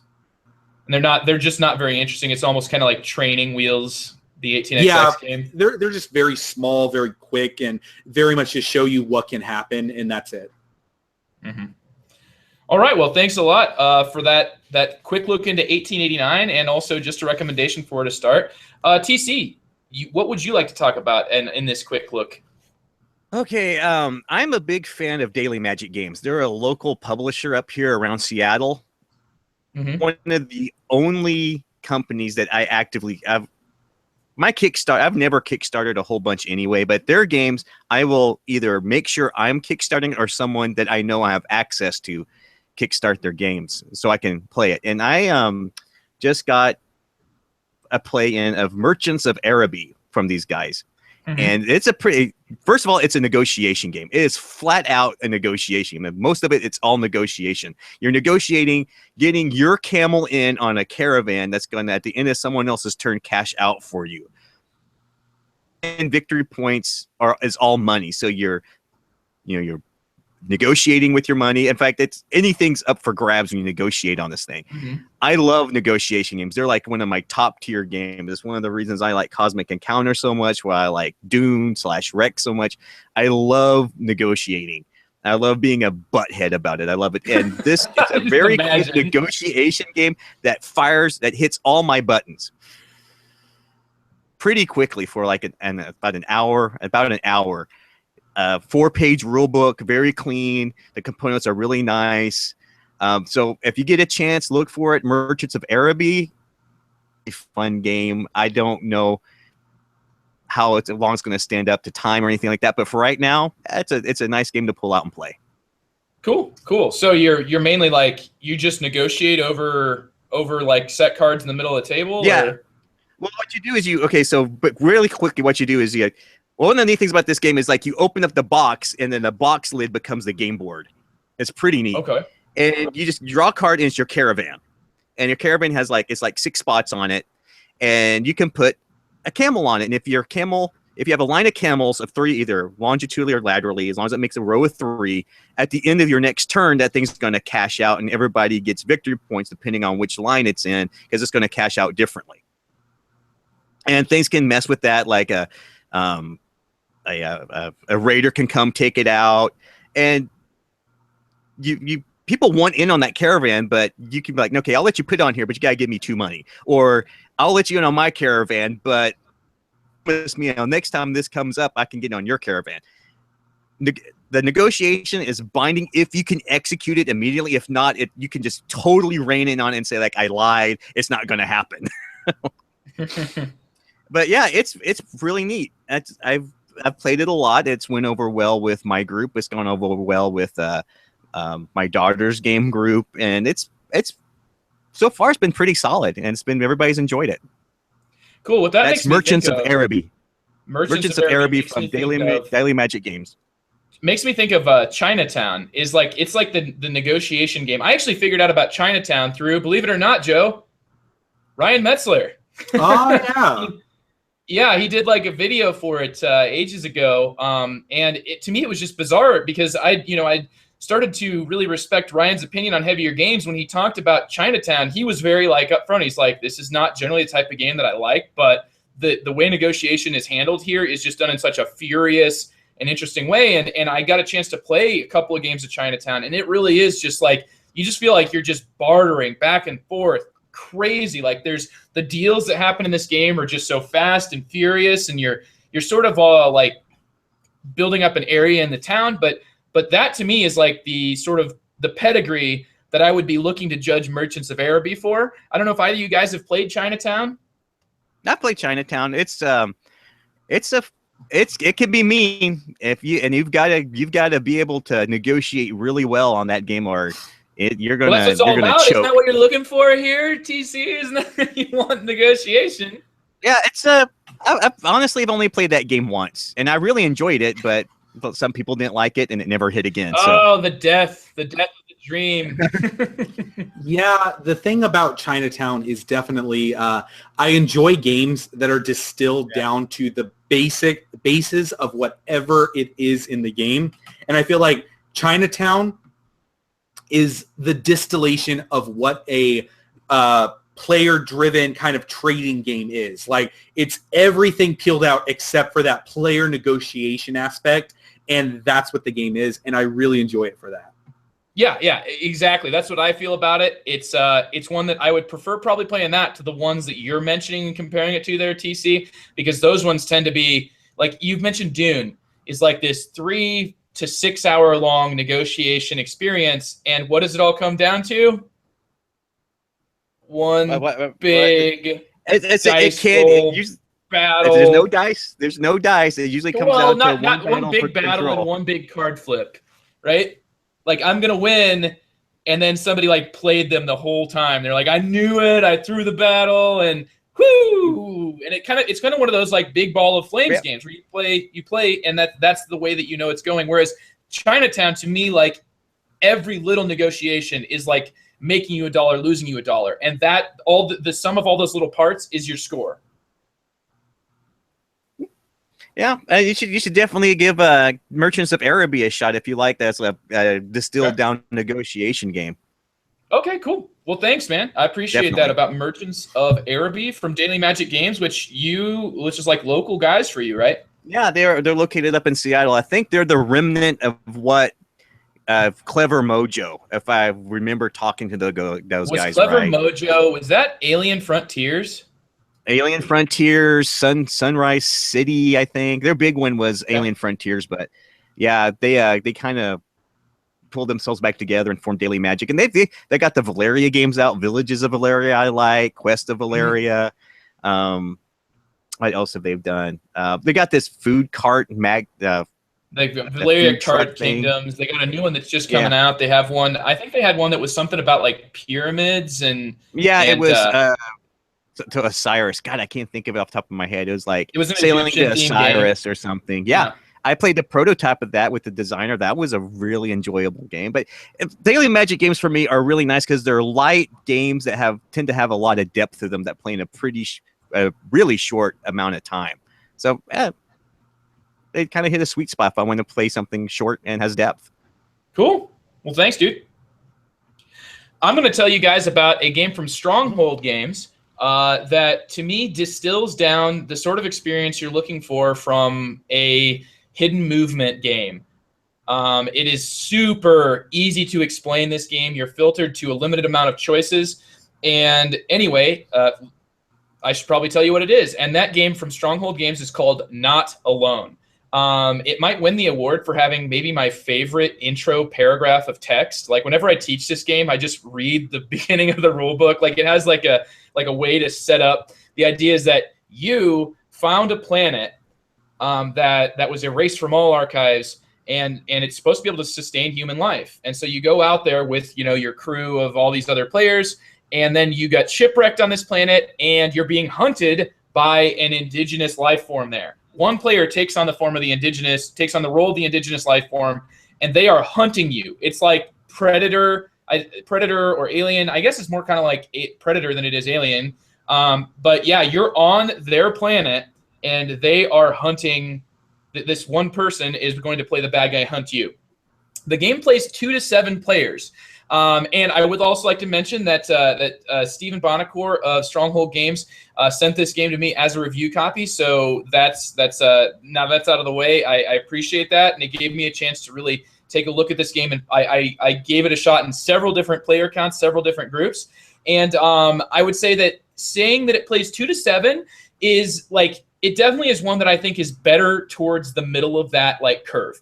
In a 2-player game, you find that it's really like you've got to be right on the mindset of the other player, and it does like and my also hearing it from other people, it is not. It tends to be not at its best at 2 players. It tends to be really best when you've got like 4 players, because there's 4 to 5 players when you've got enough information out there for the creature to decide.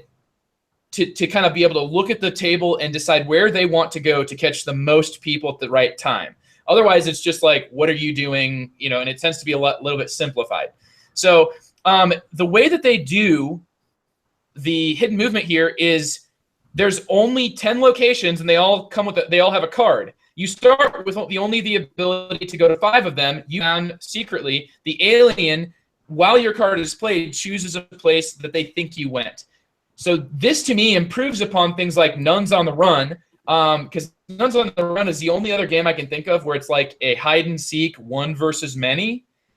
I don't know if do you guys know where it does hide and seek 1 versus many? I mean, usually games are trying to find the 1, and this is like the 1 trying to find the many.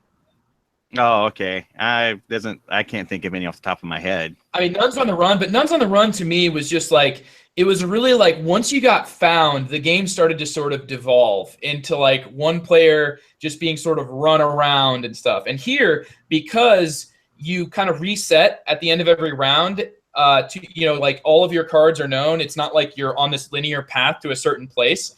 You've got the ability to like spend your willpower resource to get your cards back from your discard pile. But if you ever lose out on all your willpower, the alien is going to be coming closer to their victory condition. Every time a player is caught, they get closer to the victory condition. If the players can survive a certain amount of rounds, they win. I mean, that's the general idea of the game. And to me, I really, really like how distilled it is, how quickly it plays, how it does this sort of hide and seek game. It's like, I would say probably the best hide and seek game where it does a theme in, I think, a very appropriate way. Feels like the Alien games, feels like the Alien system, the Predator system. And I'm just think that it's can be really, really cool. It's cool to teach people. It's very easy to get into, and it's something that I have really enjoyed, and I find that it's easy to throw it out there. So that's something that really helps out. It's a lighter game, so I'm kind of glad that we had TC as a bit of a buffer between Joe's review and my quick look, because otherwise, like, holy crap, man. It's like, after 1889, I'd like to tell you about this game that I can teach you in about 5 minutes, and then you're going to be able to play it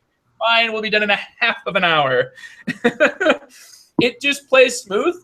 And I like that card play system. I like that you're managing your hand. You're managing that resource. I think that I like the fact that it has an advanced variant where when a player gets caught, they don't get all of their willpower back. It gets harder for them because otherwise there's no impact of a player being caught, really. And I think that's my only complaint is fixed by an expert variant, which to me just means like this is a game that they could have really tricked out, made a huge box game, and charged you a lot of money. Instead, they made it a small box game, and to me, it's perfect at that. Even comes with 3 nice Splendor level poker chips for Joe, Joe Wiggins, our expert in component quality. By the way, why don't more games come with those poker chips? Which poker chips? In Splendor, they have the poker chips that are screen printed on top of each one. Oh, yeah. Those are, I don't think those are silk screened. I think those are stickers. Okay. Yeah. So, I mean, that's it. I mean, they're just stickered chips. So I'm not exactly sure what they are. They are fairly expensive to do, but I mean, they're not terribly so. It just really depends on what you want.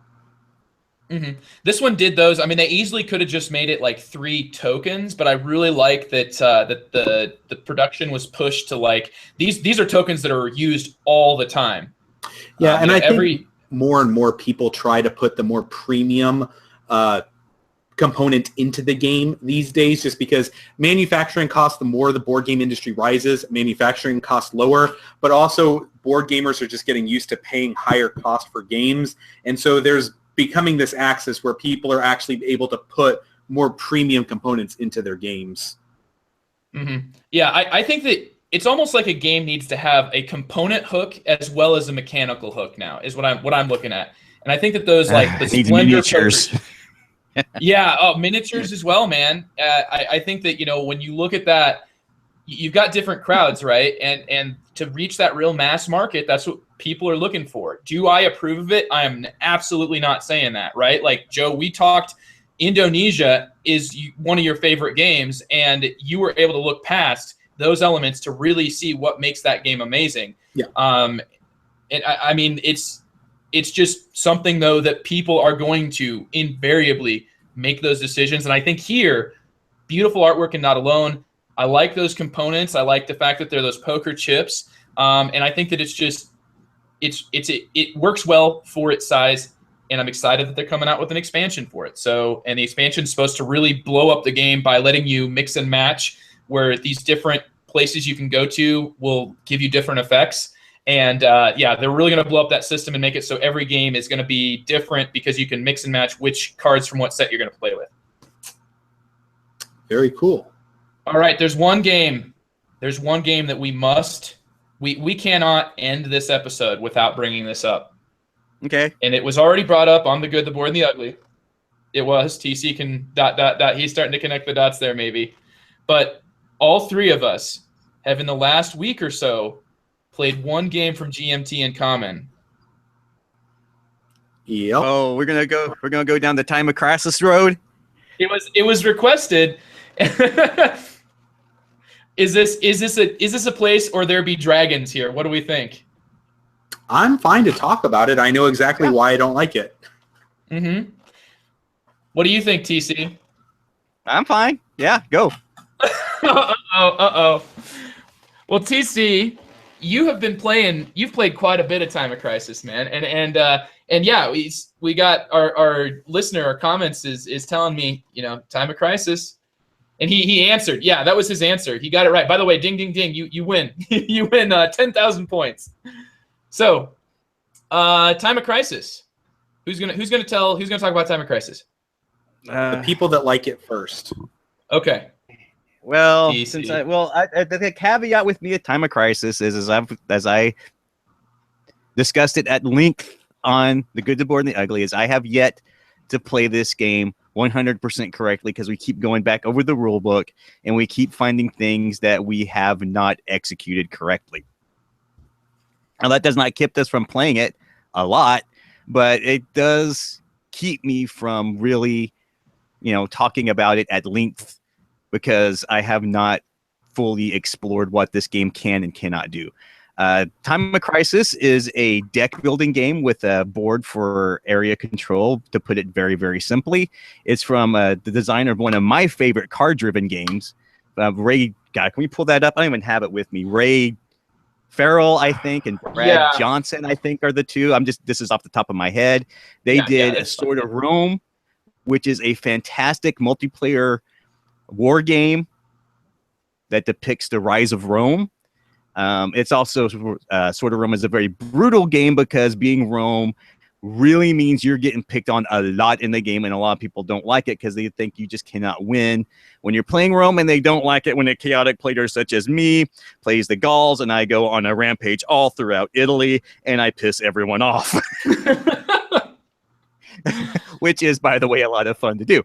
But getting back to Time of Crisis, it is a intriguing system where you're building you're building a deck of cards, you're culling those cards, and you're executing those cards on the map to take control of Italia, which is Rome, and try to hang on for Rome for as long as you possibly can to accumulate the most experience points to end the game. Because the game will end when you hit 40 for a learning game, 60 for an advanced game. Mm-hmm. Which is weird, because the board only goes up to 40. You have to flip the chit over and keep trucking on to 20, which, if you're like me with numbers and you realize, oh crap, we are close to 60. I thought we were only at 30. Oh no, only got to, I'm done.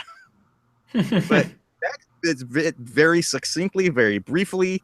It is a game I enjoy quite a bit because you have one round to build up, and then you are just punching each other in the face on this game, and I find it very enjoyable. It's simply because that's the style of game my group really enjoys. What do you think, Joe? First of all, Joe, we know that you like 18xx games, economic games. Have you dipped your feet into the wargaming genre much? A little bit. And each time I have, I keep wanting to say, I really think this is the time that I'm really going to enjoy a war game. And I take a step in there and I'm like, nope. And I'll, wait a couple of months and I'm like, man, I really think I might enjoy a war game. And I'm like, ooh, this one is something that people are really liking. And I put my foot back in. I'm like, nope. I think the last time I was on Good, Bored, and Ugly, I talked about my experience with Sekigahara and how miserable an experience I felt that was. And honestly, Time of Crisis is exactly very similar to my thoughts. It's a very rote kind of a game. Not that you can't do whatever you want, but I feel like you're like doing a couple of different things. You're wanting to take over different territories. You're wanting those territories to be pretty condensed to each other. You're wanting to become the emperor or not. That's fine. You might be the pretender. And I just feel like the randomness that executes the game actions to take place, the deck building opportunities that present themselves to you, the handcrafting element that allows people to take massive, gigantic turns that really can affect the game state in a way that you cannot defend against, and there's nothing you can do about it, was just very off-putting to me as somebody that not necessarily wants my entire game opened up for me, but just somebody that doesn't want that amount of randomness to dictate how the game state is going to change from round to round.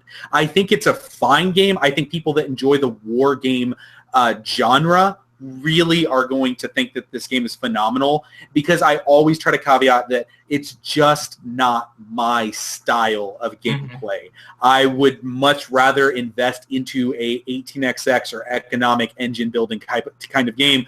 I just don't enjoy that war game aspects that I seem to keep finding in these games that I keep trying. The slow plotting maneuvering, the big giant swings in game state that aren't necessarily always player driven, but very much at random disadvantages that players might have.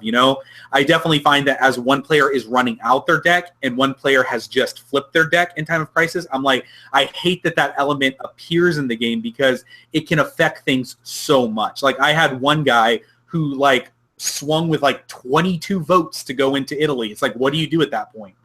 I just think that it's one of those things where it doesn't matter how long you've been the emperor and how high your emperor status is, you're not going to stay the emperor if someone's swinging 22 votes into Italy. And that's not just that's more than can even be accumulated on cards. That had to have involved some rolling of sixes. Yeah, some rolling of sixes and a bunch of very high blue cards and some of those Batistes, I think they're called, buildings. One of the three buildings. The Basilica. Yeah. The Basilica, yeah. Basilica. Yeah, that makes sense. Yeah, so every one of those gave him an extra die. And so basically okay, that's interesting. Yeah, I mean, yeah, there's nothing you can do at that point. There's when somebody comes in with 22, you don't have any way to defend that. And then he did that, and then the next player did it, and the next player did it, and the next player did it, and it just became one of these things where as soon as you flipped your deck, you go in to become the emperor. That's just what you do. Mm-hmm. And is that TC kind of is that what you like about the game? I like about the game is that you have to plan. You're mitigating several things when you play this game. When we draw those cards, sure, you can draw all these blue cards and make a big turn and be emperor for a round and then be at a complete disadvantage because the next card you draw, you have a whole bunch of ones and twos and you don't have any blues. And if someone goes in there, they're going to kick you out. I like, you're planning your discard. You're culling that deck and you're crafting that deck to how you want to execute actions. And if you want to go full blue, that's fine, but you are opening yourself up to other maneuvers. Like, for example, I was in a position where I wasn't even able to compete in Rome because I wasn't able to execute enough political influence to even get in there, because we had a guy go in. He had an army, and his thing was at 6, and it was going to be like a 12 roll plus all the legions he had in there. So I just, screw it. I just threw I pretended empire. I made him have to come after me now instead of me going after him. I completely changed the state of the game. And with that one card, because as long as I was sitting there as the only pretender empire, he wasn't going to get any points, bonus points for Italia, and he was going to go down one the longer I stayed a pretender. So he had to get that army up and out and in my face, right? And the minute he did that, and he saw me as a threat, another player came in and said, "Oh, Italy's open now, so I'm going to come in and swing in and take over." So he took over, and then that set me up once I got him out to play my, which one was it? My red card, that red 4 card, because it allows you to play your military instead of blue, because I did a blue choke deck. I just built red because I knew if I was going to take over Rome, I was going to do it militarily. And I just needed to get in there to not be at 0. Mm-hmm. I need at least to be the emperor influence, just to be on that track and to prevent someone else from accumulating. So in that sense, I like it. I don't know if this is an accurate analysis, but it hit on me the same way Pax Porfiriana did. Because Pax Porfiriana, man, you have got to go on the fly. You've got to adjust, and you've got to be comfortable knowing that at any given moment, you're going to be absolutely obliterated out of that game. So, and then with Time of Crisis, I've also found that you really want to play it with more than 2. They compensate by making the board, you take off regions, but man, if I had to play this at 2, I don't know if I'd enjoy as much as playing it with 4. And you had to play with 4 for people just willing to get in there and start swinging. Mm-hmm. And I think I like the constructing the deck. It's just choosing what you want to do. And you play Dominion, you look at that whole setup of cards, you're like, oh God, which cards are going to be the most efficient, which ones I want to buy, and which ones I want to repeat over and over and over and over again. This one, you've got 9 cards. And pretty much after your first play what all these cards can do and how to execute them. Yeah, it does definitely keep the pool down to a very manageable, like you can manage what effects you're getting, and what usually when people buy a certain card, they need to almost announce it to the table, because it really does affect, the abilities on these cards can be really strong. A question we had here is this like a knife fight in a phone booth, or does the better, more experienced player win most of the time? Joe, you give your thoughts first. I don't know. I've played it once, and it wasn't that there was a particular thing about the game that I can put my finger at other than the randomness that I said I don't like. It was more the fact that style of gameplay is just not for me. I feel that this is a game that people that enjoy that genre will really attach themselves to, and I can see why people like it. But to me, it does not scratch any particular itch that I cannot get from what, in my opinion, if I want to roll dice or have very conflicty, like in-your-face aggressive games, I can bust out a Comet and get it played in, very much less time. I can introduce it to people a lot easier. And it's one of those things that I just don't feel that war game genre is for me and to my tastes. Absolutely. TC, knife fight in a phone booth, or better, more experienced player win most of the time? The only other game I've actually heard people call a knife fight in a phone booth is Cuba Libre. Cuba Libre is always described as this is a knife fight in a phone booth because it's a shorter map and there's less spaces and you're always competing. I wouldn't know if I'd call this a knife fight in a phone booth because there's enough areas on the board that you're only really fighting over Italia. You can hit other people to decrease their standing in there, but I would call it more like, I don't know, it's more like, it's not knives, it's just punching. I mean, you see it coming. It's like King of Tokyo. You get in the middle, you're asking for it to all come hit you. So it's just like, it's coming at me. I'm just about to get pummeled by boxes get punched in the face over and over and over again. Mm-hmm. Absolutely. Well, I appreciate you guys doing that little bonus quick look here. And I guess we'll see, TC, whether or not these are going to be, I don't know if it's best to release these 4 little quick looks that we did as their own episode and just kind of separate them off, or if we want to put them at the end. Figure it that'll out. be up to you. Anyway, just send me the file. Yep. One last time here, I'd like to thank Joe Wiggins for coming on to talk about Indonesia, as well as some little supplementary things that we talked about here at the end. Thanks a lot for coming, Joe.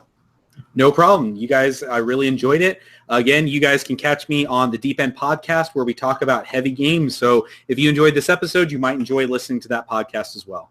Exactly. You should go check out the Deep End podcast with Ryan Metzler, Clay Ross, and Joe Wiggins right here, who's been here to tell us about these games. So I am also happy to have been joined by my co-host and wargamer extraordinaire, TC Reed. I don't know if I'd go that far. But come on, dude. You're by far like of these three guys. You've played dozens of them, dude. You have played dozens. I'm TC, and I'm a wargamer. I'm ashamed to have to admit it. Yes, yeah. It's just funny. Well, thanks. It's funny because I never anticipated being pigeonholed, but that's fine. Oh no, I don't mean to pigeonhole you, dude. You just that's something that I don't know and you do. So anyway, thank you very much for giving your perspective on these games, as well as on Indonesia. And I was going to ask Joe Stalin. Oh, sorry. What were you saying? I was going to ask Joe if he was going to. He doesn't like war games. I was going to ask him if he played Nexus Ops. He's Joe had to go. He's gone. Okay, never mind. I'll run into him later. Yeah. That's an interesting question because Nexus Ops is very much like I feel like that's almost like your Ameritrash, the Ameritrash game, which I'm not saying it's bad. Ameritrash. Yeah, the Ameritrashing game. And I feel like you should almost use Ameritrash as a verb when you play Nexus Ops. Like instead of saying I'm going to fight you here, you have to say I'm going to Ameritrash you. That's okay. Every time we break out Fortress America, we call it Fortress Ameritrash. That is so perfect, man. Well, anyway, thanks to all listeners and viewers that have been joining us here, and will continue to listen to this as it's once it gets released, dropped on iTunes. Thank you for sticking with us here with the transition from Jeff Gamble, such an incredible host, such a very difficult set of shoes to fill, but I hope that TC and I have at least done our best. We have done our best. I hope that has been at least serviceable for you that definitely know, this is a big job. It's not something it's not something that we are taking lightly, not something that we are blowing off. We definitely want to do our best here with Longview and keep you guys on. Anyway, I think this is a great first episode. I've had an absolute blast doing it. Thank you very much for everybody who commented. Thank you for being here, TC. We will catch you on the next episode of the Longview podcast. What's our next one? That's going to be